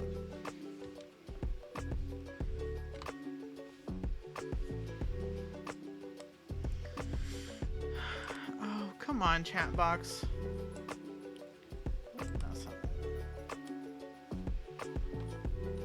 I was too busy looking at chat.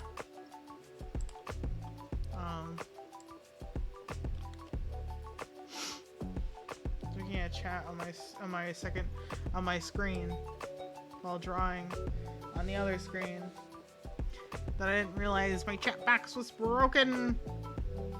Curses.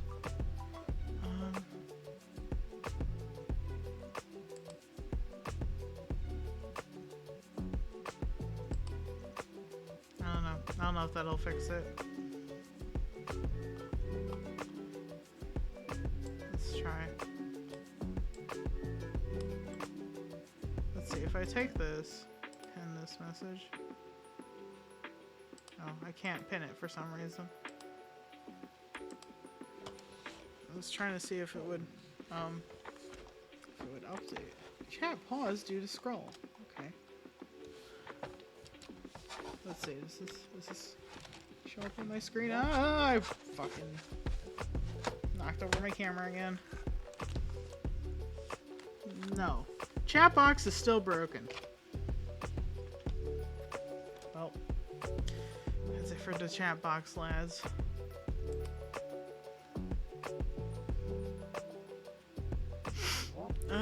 Can I...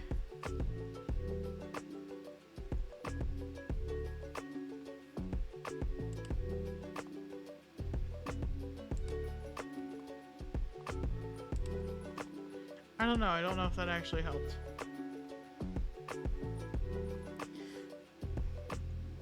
I realize I've been listening to the song for almost 2 hours and I'm still not tired of it yet. That's gonna be interesting. If I get tired of it later.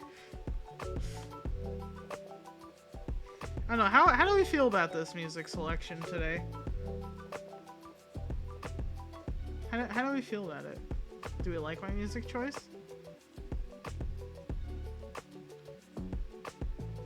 Oh, see, now it works. What the heck? What do you mean, what's going on here?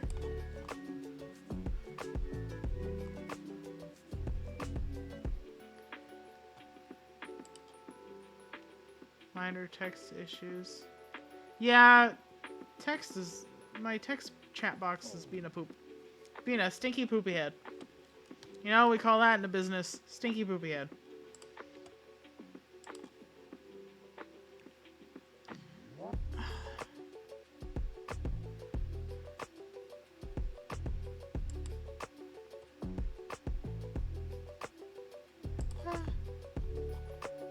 I don't know. Maybe I'll just draw some guys now. Twin chat box break. Chat box stinky. Okay? Chat box is a stinky guy.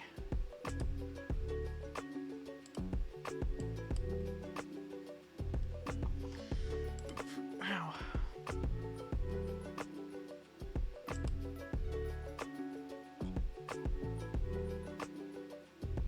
Yeah, I think, like, it's just kind of like a mindless background track that's, like, nice and happy and just, like, fits the vibe of a doodle, you know? A doodle stream.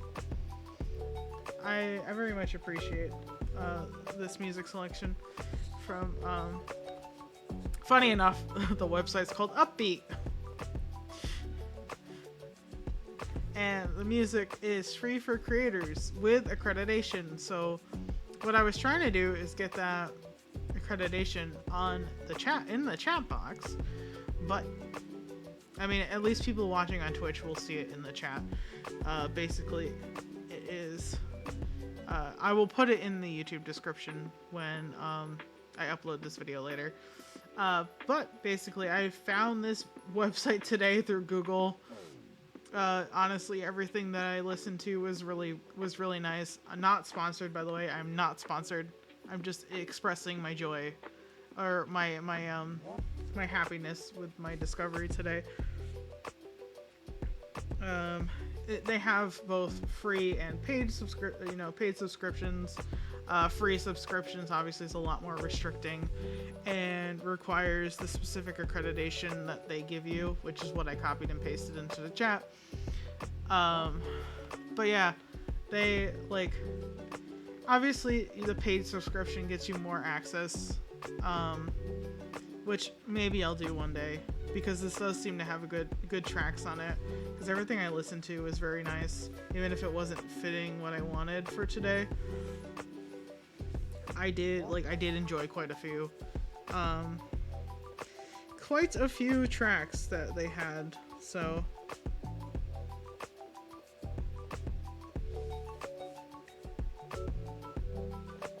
that's definitely better. So yeah, this was the first one out of a couple that I had clicked and I had enjoyed, so I'm glad I went with this one first. It definitely fits a drawing stream.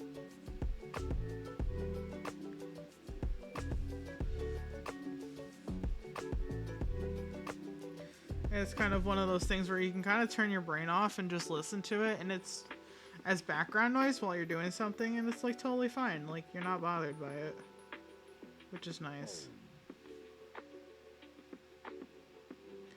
It's not giving me that auditory fatigue.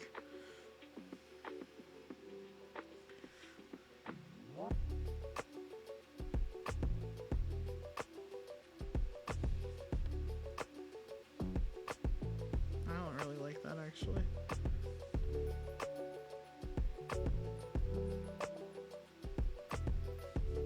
this is probably closer to what, like, one of the red guys looks like, because they're more like, the red ones are more like octopi.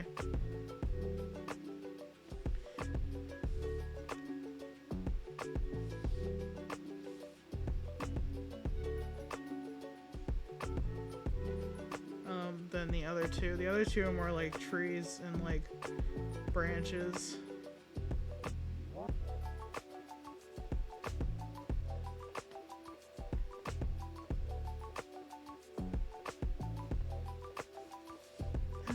also a little too patterny here.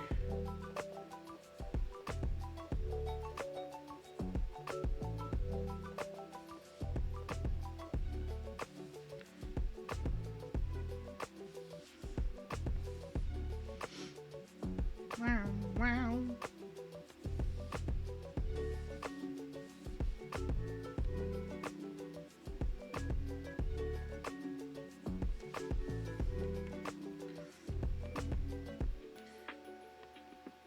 Also, have I told you how much I enjoy having my new tablet?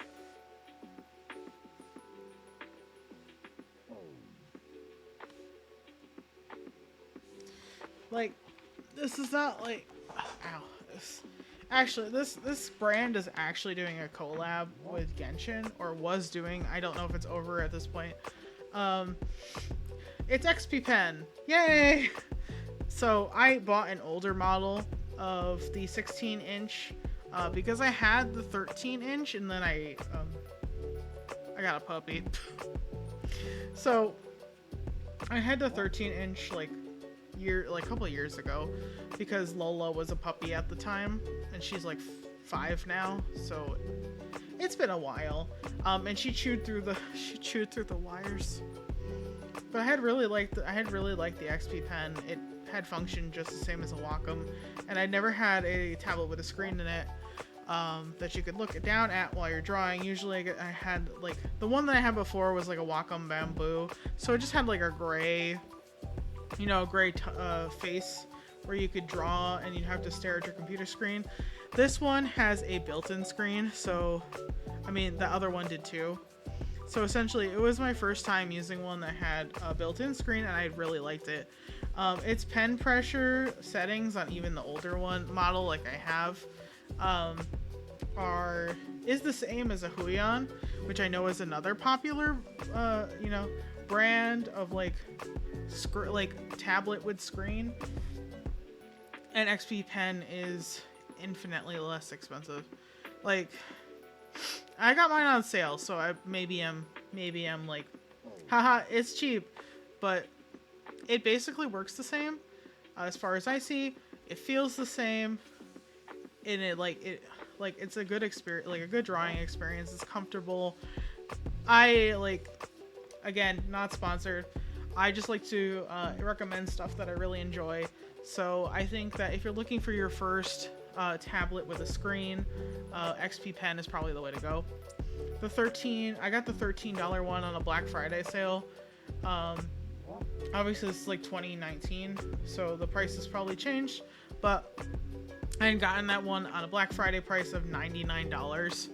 And most people can tell you, tablets with screens are upwards of like $300, $500, all the way up to like $2,000 depending. So sorry, my mouth and everything is very dry. I've been talking too much today. I'm too happy. So this is like the affordable option for a lot of people, myself included, for tablets. Because like I said, I got mine on sale. It was like $280 or something like that with shipping. It might have been a little bit more, but like under what I would have paid for the new model. Obviously the new model is like $500 something. But this is the 16-inch. Got it on sale. It's an older model, but it still works as well.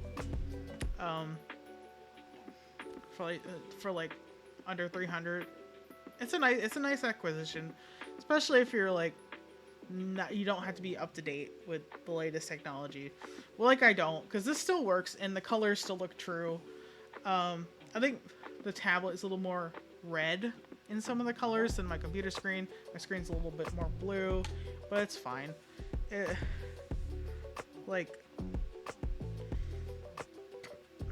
just like a touch, but it's definitely, I think I would recommend this for a beginner, like for somebody who's looking for a screen tablet in general. But definitely, probably the newer model's probably a way better upgrade, but the price is like out of my range at the moment. Maybe one day I'll get the more expensive one, But the XP Pen, I do recommend the XP Pen tablets for screen tablets. And, you know, if the promotional period hasn't ended, they are doing a Genshin characters and modern fashion competition. I think I think the prize for it is one of their tablets, but I don't think it's a screen tablet. But still, it's something to think about if it's still going on. Remember, I'm not sponsored, okay? I'm just telling you, get yourself some free stuff and enjoy a good product.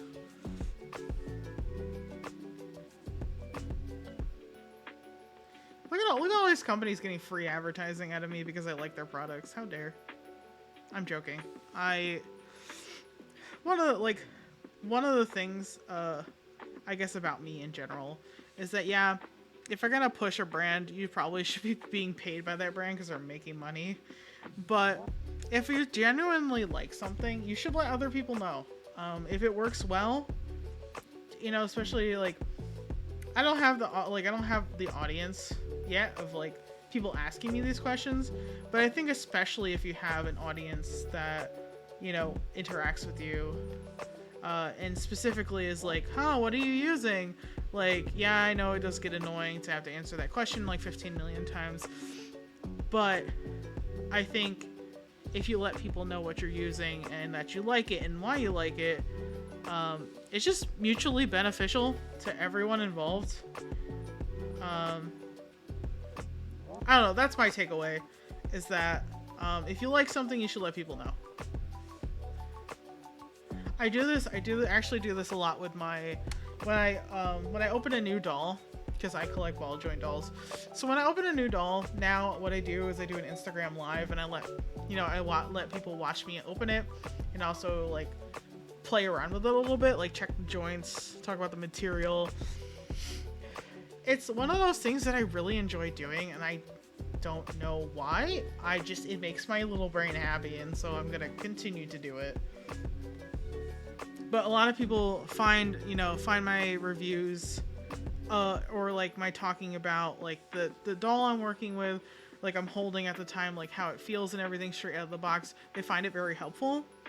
And like in some cases it helps people make a decision about like purchasing the item without like having to like jump hurdles, I guess, to find some information about it. Or, you know, I could be a bad influence and encourage people to buy things because I like it so much, on accident. That happens too. One of the dolls that I bought, I was just like telling everybody how much I loved it so much. Because I did. It was so good. Like, it's the UF doll. They did a blind box for Big Guys that was made out of PVC and not like PVC plastic and not traditional resin, which most ball joint dolls are made out of, if you don't know that. Typically they're made out of resin, but vinyl has also been very popular. Vinyl with the plastic skeletons, so they're not ball joints, they're hinge joints, but they still like look the same as a ball joint doll. Just different material. This is a PVC plastic that felt like a durable toy plastic, which did not affect me too much in terms of like me thinking, oh wow, this is cheap. Well, it didn't cost that much because of the material it was made out of, so it made a doll that's like dolls are usually super expensive. If you know anything about the hobby, if you listen to me talk about this hobby or somebody else talk about this hobby, ball joint dolls are expensive because they're made by artists, and typically a company is only like 2 to 5 people working together, so it takes a lot of time, it takes a lot of material and effort, so that's why they're so expensive. So to have like a cheaper material such as the PVC that they can make stuff out of, it's making a lot more, like a lot of companies are making a lot more price-friendly dolls for people who want to join the hobby but don't have a lot of money. Which is why I was like, listen, if this comes back around, because it was a limited thing, if this comes back around, it's a good first SD, which is like one of the largest sizes that you can get. It's a good first SD because it's not that expensive. It's made out of PVC, so like it's not resin, but it holds up just as well as resin from what I can feel. And the posing was incredible straight out of the box. Strong like a traditional ball joint doll. It had the same kind of joints as a ball joint doll. The only real difference is that it was plastic and not resin, which, yes, resin is a type of plastic, but like the material is made differently. And there were seam lines in some of the things because it's a plastic. Like bigger seam lines than a resin because the plastic was made in parts and then put together rather than a resin was cast all together and the seam lines are from like the mold itself. But it was something that I recommend for beginners who want to get into a bigger doll size or dolls in general and don't have as much of a budget as some of these companies are asking for, which they're right to ask for. It's just, it's a luxury hobby, not like an affordable hobby, unfortunately. And I love ball joint dolls, so I love the customization and everything, so I want to encourage people to also, find joy in this hobby. It's the same thing with like art supplies and things like that. I'm like, listen, nobody's paying me to do this. I'm just doing it because I love it so much and I want you guys to find enjoyment in your life.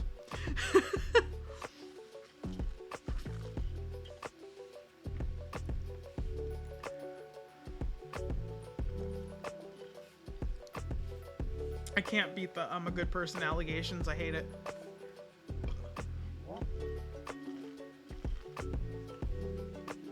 I'm supposed to be an evil goblin living in this trash can. How can I keep this up if all I do is spread positivity? What's wrong with me? I'm joking, by the way. Because Mariana can never tell when I'm joking. So I always have to like be like, haha, I'm joking. Sorry, I have such a flat tone. I didn't ask for this. It just is what I is. Wow, that was a sentence. I don't know what to tell you. The language is degrading. That means it's becoming later, which it is.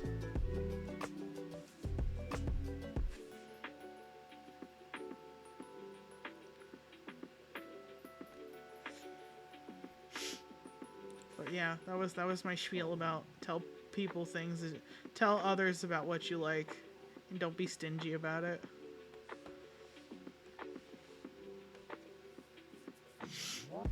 Also, I just want you to know how dry my mouth is. I feel like I never talk this much.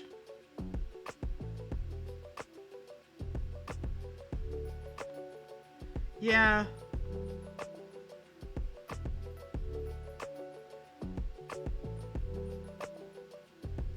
That kind of was like, so fun fact. That kind of was like how I imagined the Red Mother is like she can't actually move. Like she's kind of like stuck where she is. Only her little only her little babies that like butted off her can move.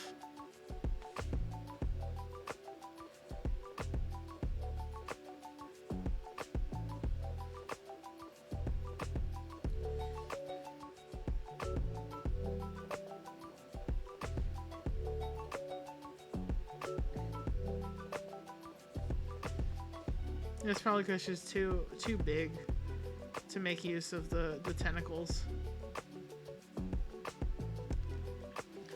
I'm always so quiet. This is why people like don't know what's wrong with me. I can't tell you how many times customers assume something's wrong with me because I don't talk a lot. Like they think I'm like depressed or something. I'm like, no, I just don't make noise. I don't know, I just don't talk. No, I can't. I'm not built for talking.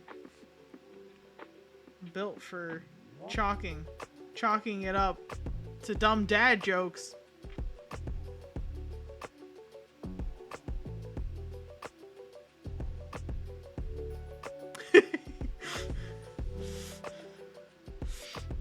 It's also kind of impossible to talk with you guys sometimes because you all talk over each other, and I'm like, I guess I can't participate in this conversation. I'm not loud enough.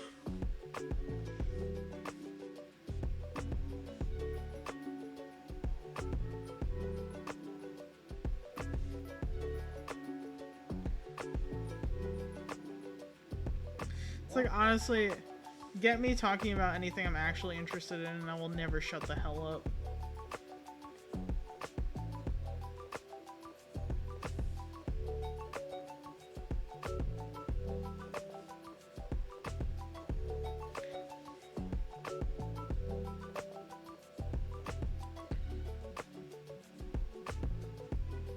Or get me talking about OC's original characters in my story and I'll fucking talk your ear off.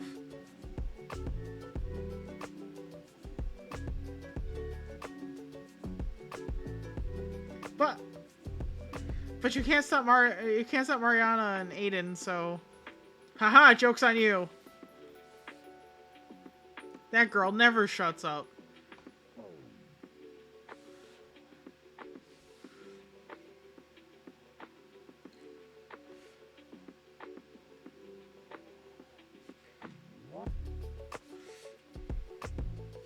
It's not even my lungs, it's my vocal cords.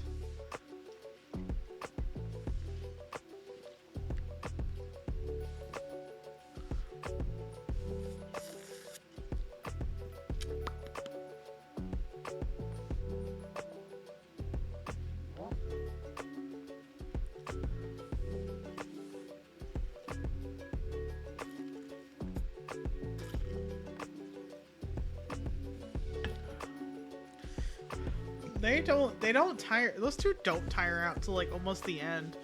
And then I'm like, can I talk now? Can we speak now? And not even we, just me. Can I speak now? Holy schmoly. Bitches wonder why they're so fucking tired. They never fucking stop talking.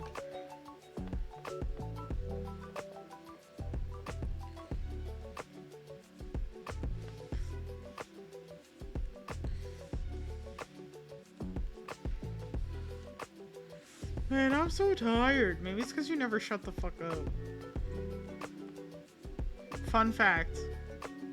Be quiet. I can't. It would be really funny if one of them, like, came in and started watching stream when I said that as a joke. They'd be like, what? You talking shit? And I'm like, yeah. Major shit.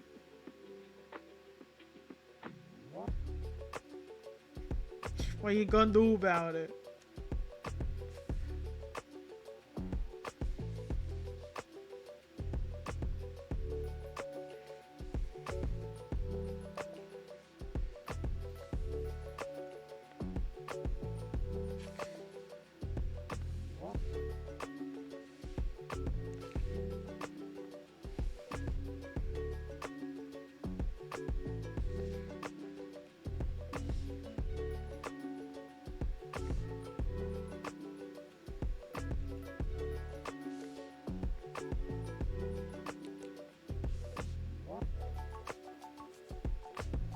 That's a funky guy right there. Oh, that red is actually hurting my eyes. Let's change that color. Change that color.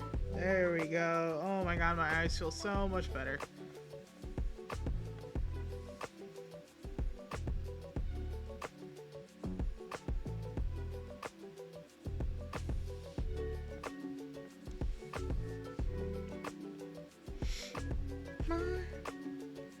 Eyes hurt from that red. My eyes hurt. My Eyes hurt.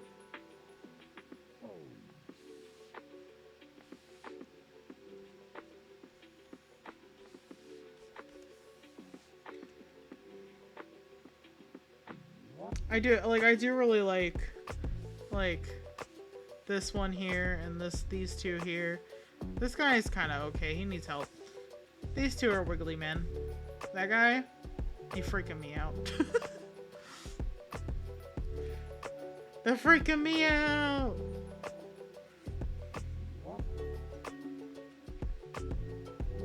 Merp. Hello. Welcome. I was drawing some guys.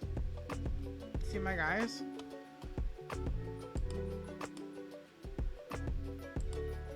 Let me grab the... I'm gonna grab the sketch of the actor I was doing earlier.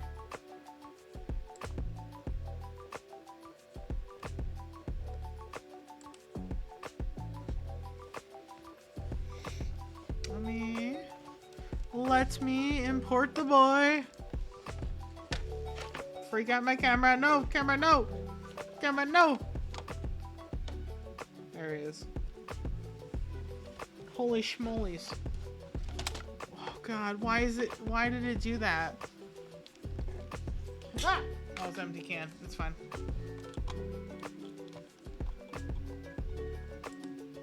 Why did it do that? Yes, I want to remove that.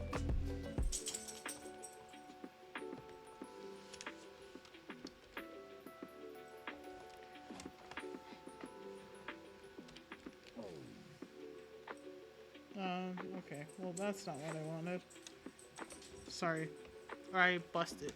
I busted my setup again! Oh my god. Hold on. We are going to copy and paste the sketch.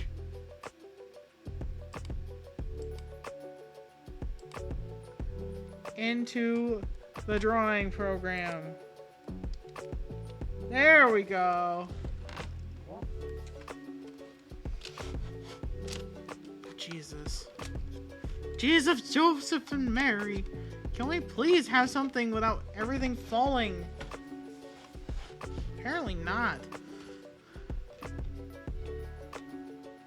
I need to clean this desk and reset it up so bad.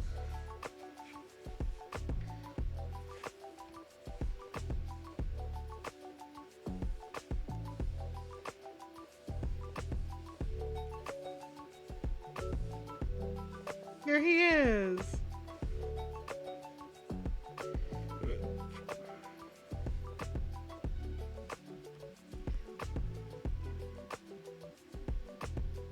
Paid Dark Slayer.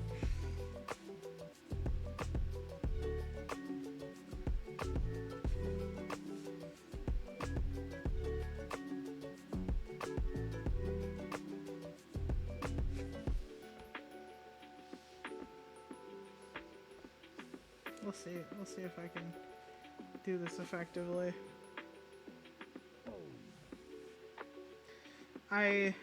So this is the drawing I was doing at work instead of doing my work. I'm kidding, I was bored out of my mind. I finished everything I was supposed to do.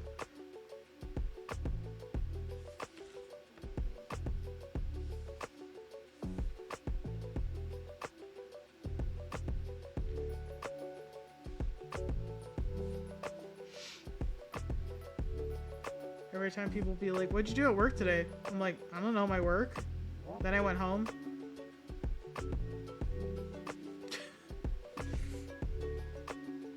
Oh yeah, and I drew this thing. My boss probably isn't happy that I was drawing on, you know, on company time, but like, listen, I finished all my work, so I didn't know what else to do.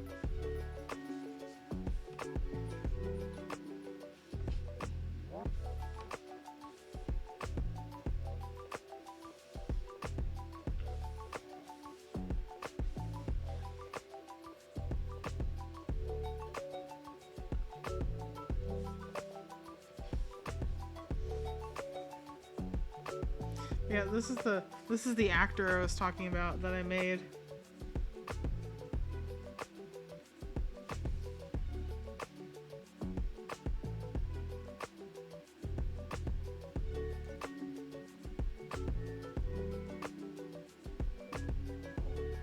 him. It's the actor. It's me.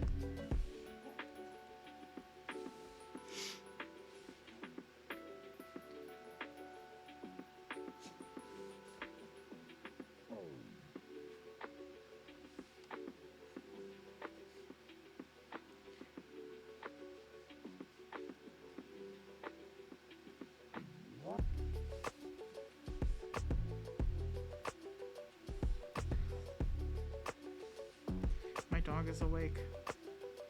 Again. She is itching herself. Again. Itchy puppy.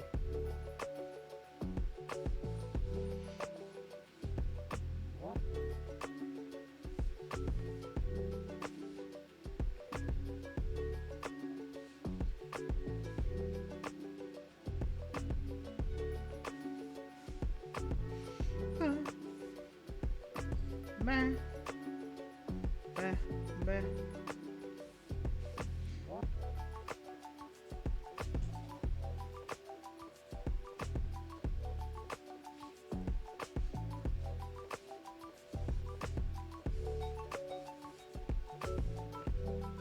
Yeah, we humming? What are we humming about?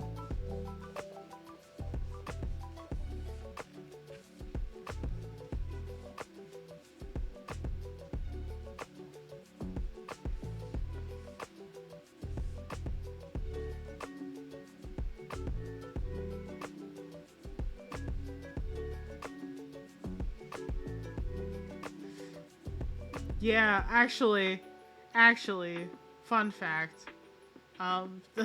The idea that I had for his eyes is like a light blue with a pink cross in the center.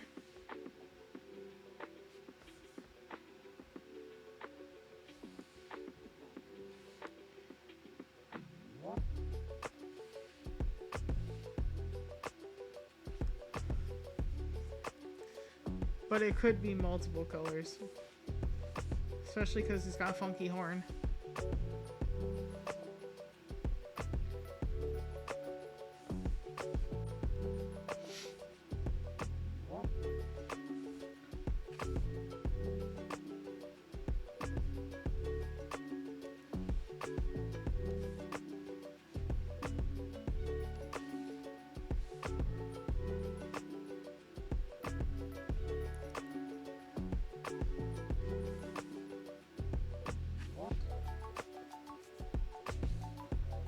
Yeah. I've been doing a lot more of those too because of the Genshin / Honkai influence. I was like, damn, that's a cool idea. Wait, I can do that. I can draw.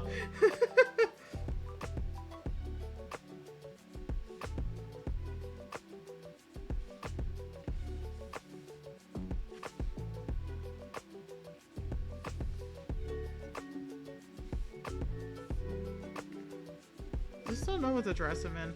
It's like, well, he could be a suit and tie, but like, that's so boring. It's sci-fi. So, we're not giving him clothes right now. He's just gonna have shoulders. I think I got everything then.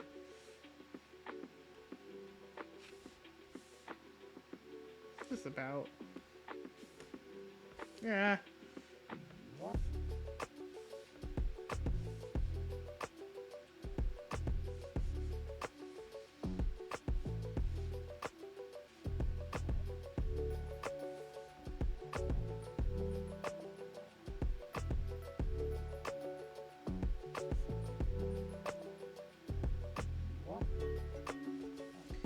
Also, I don't super like that. Ah.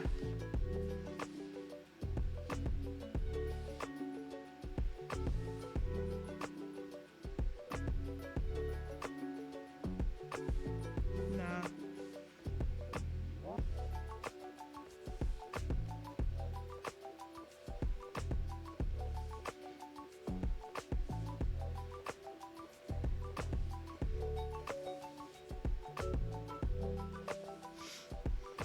I'll do a layer underneath.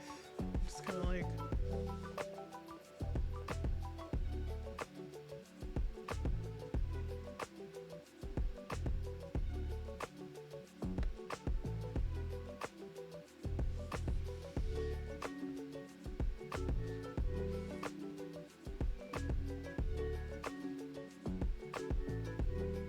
don't know.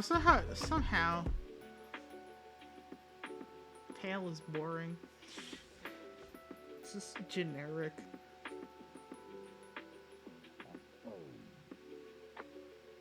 Can I make you?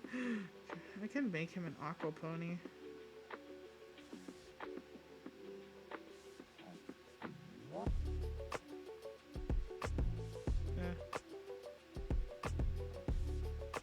Okay, hold on.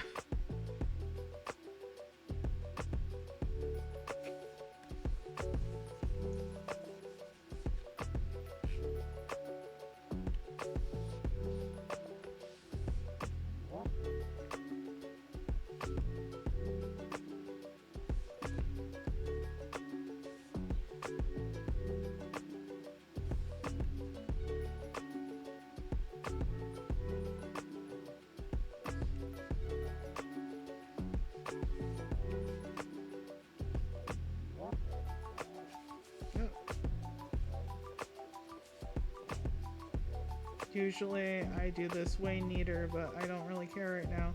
This is just a rough sketch for colors. I also don't do things on one layer like this, but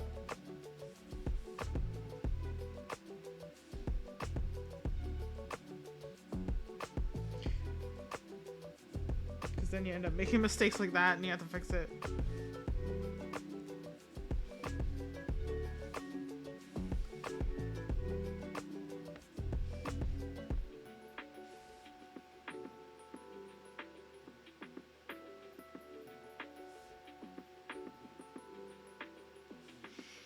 So this kind of like periwinkle color, periwinkle blue.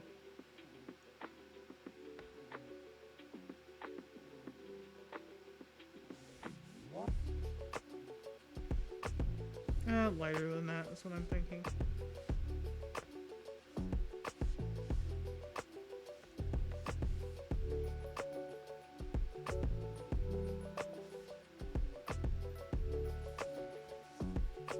Kind of. I think that I could use some help. There we go.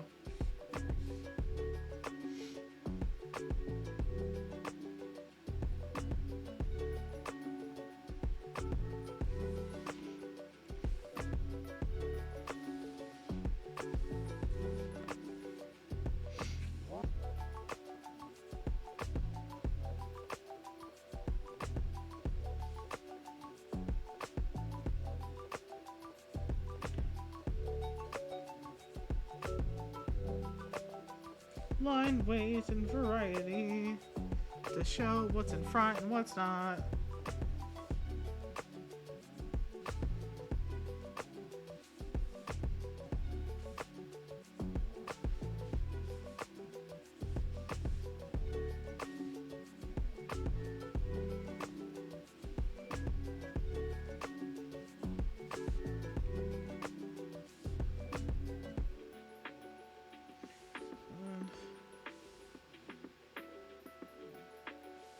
Can't forget them eyelashes, okay? Important. Eyelashes are important. Especially when you're a pretty boy actor.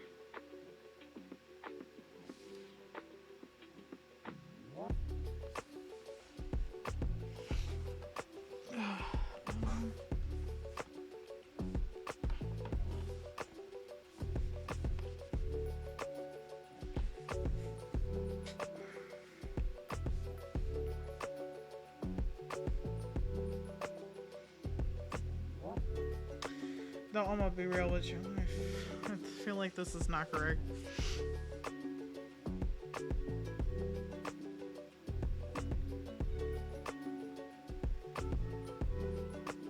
I feel like this is too much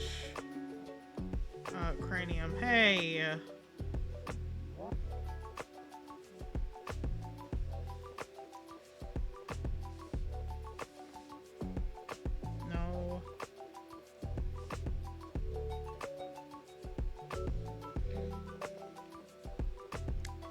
Kind of better, but also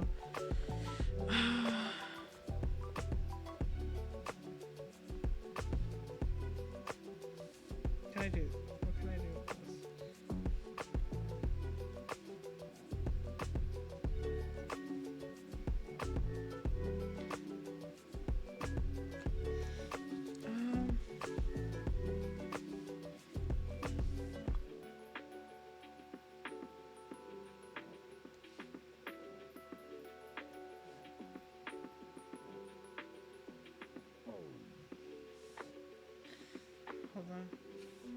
sure. Which one are you?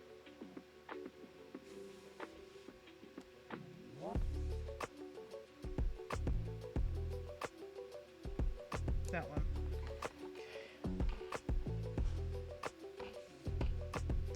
Looks slightly better, but it still has some issues.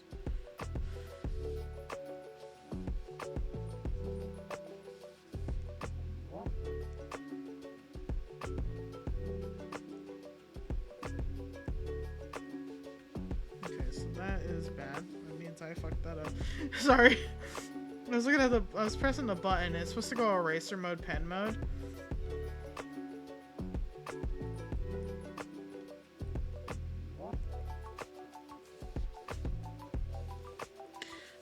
It's not having it right now.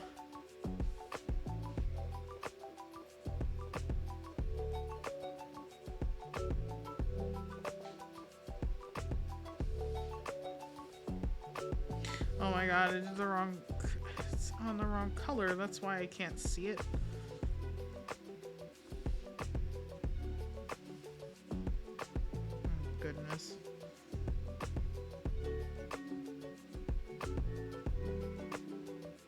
Okay.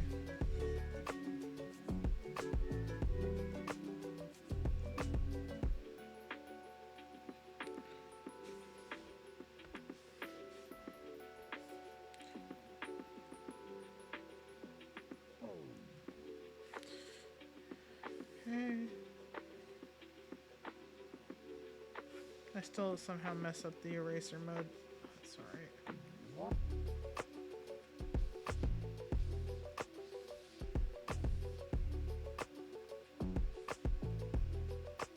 I'll figure it out eventually.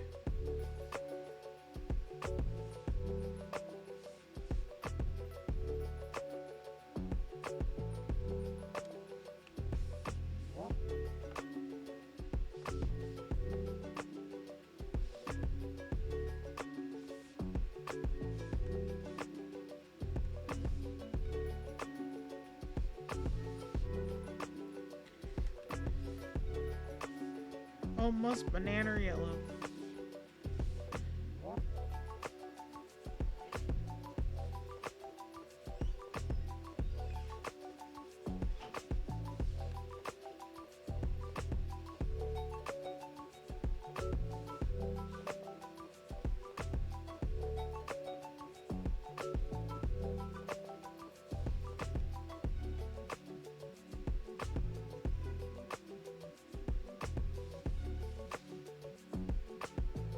I do like the pale yellow with the blue. Nice choice, nice choice. Pat myself on the back for that one.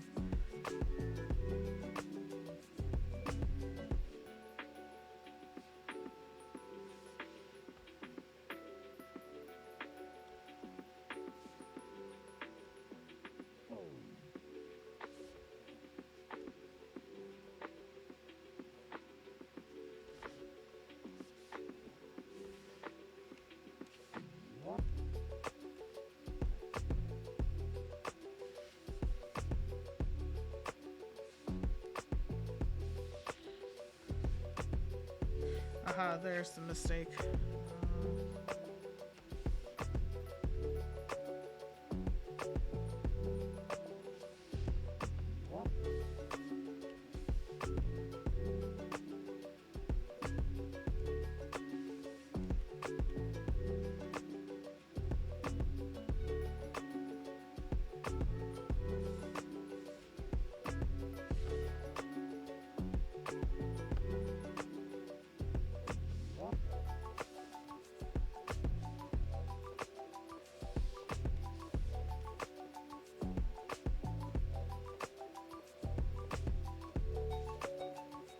Forgot to color this in. How dare I?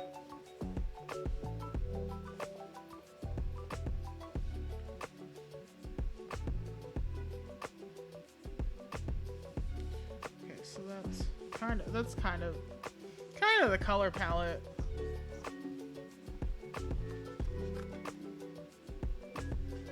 Somehow this feels very old Final Fantasy to me, and I don't know why.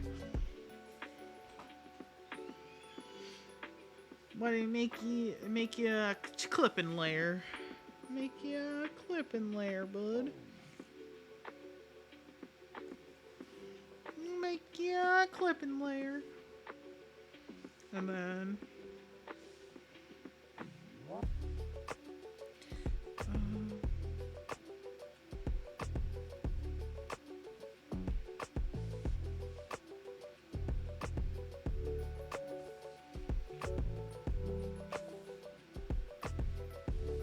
I can do a little bit bigger.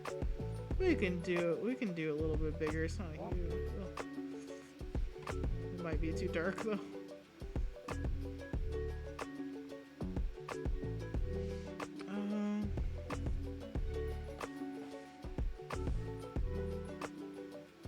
That's kind of more the brush I was looking for.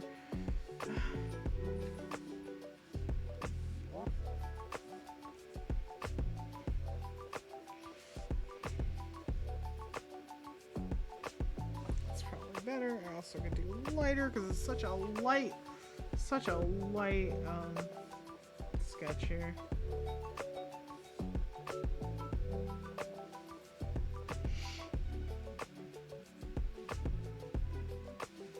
Is this the one I normally use? Maybe? That looks about accurate. This is what happens when like you don't use it for a while. So I've been using other Procreate rather than Clip Studio Paint. But there was a watercolor brush that I was using for shading.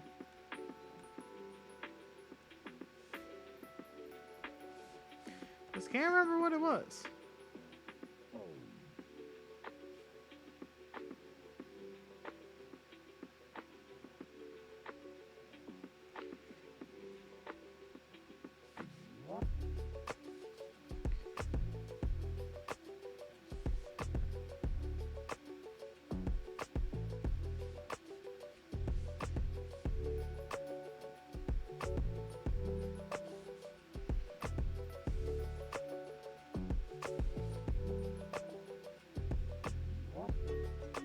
I miss pixels.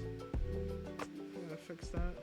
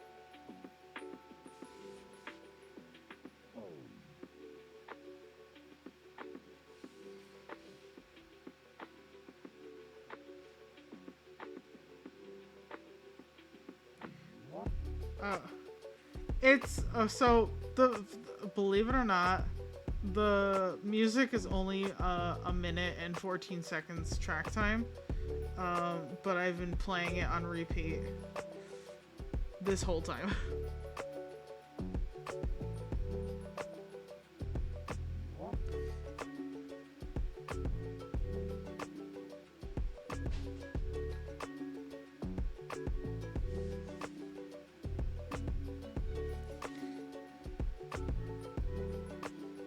It's just how it be, you know.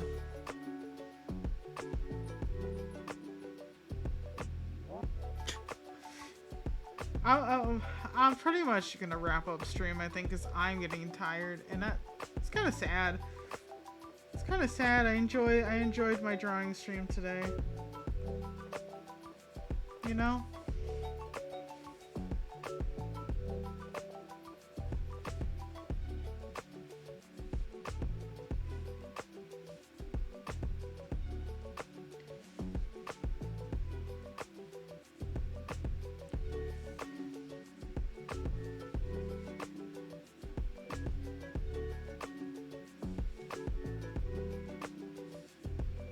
Simba.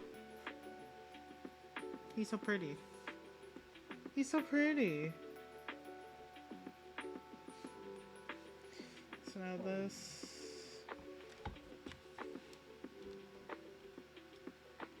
Folder that guy. No.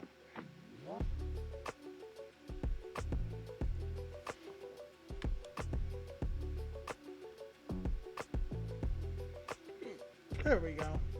So I can close that folder.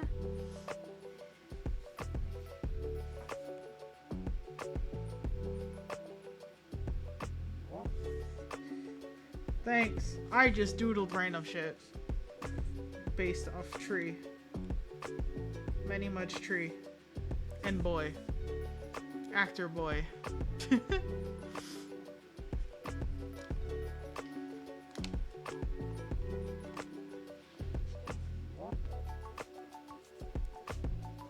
Look at him.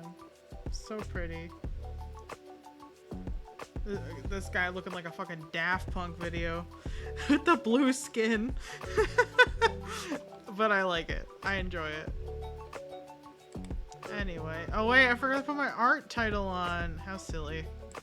There we go. Art! Art!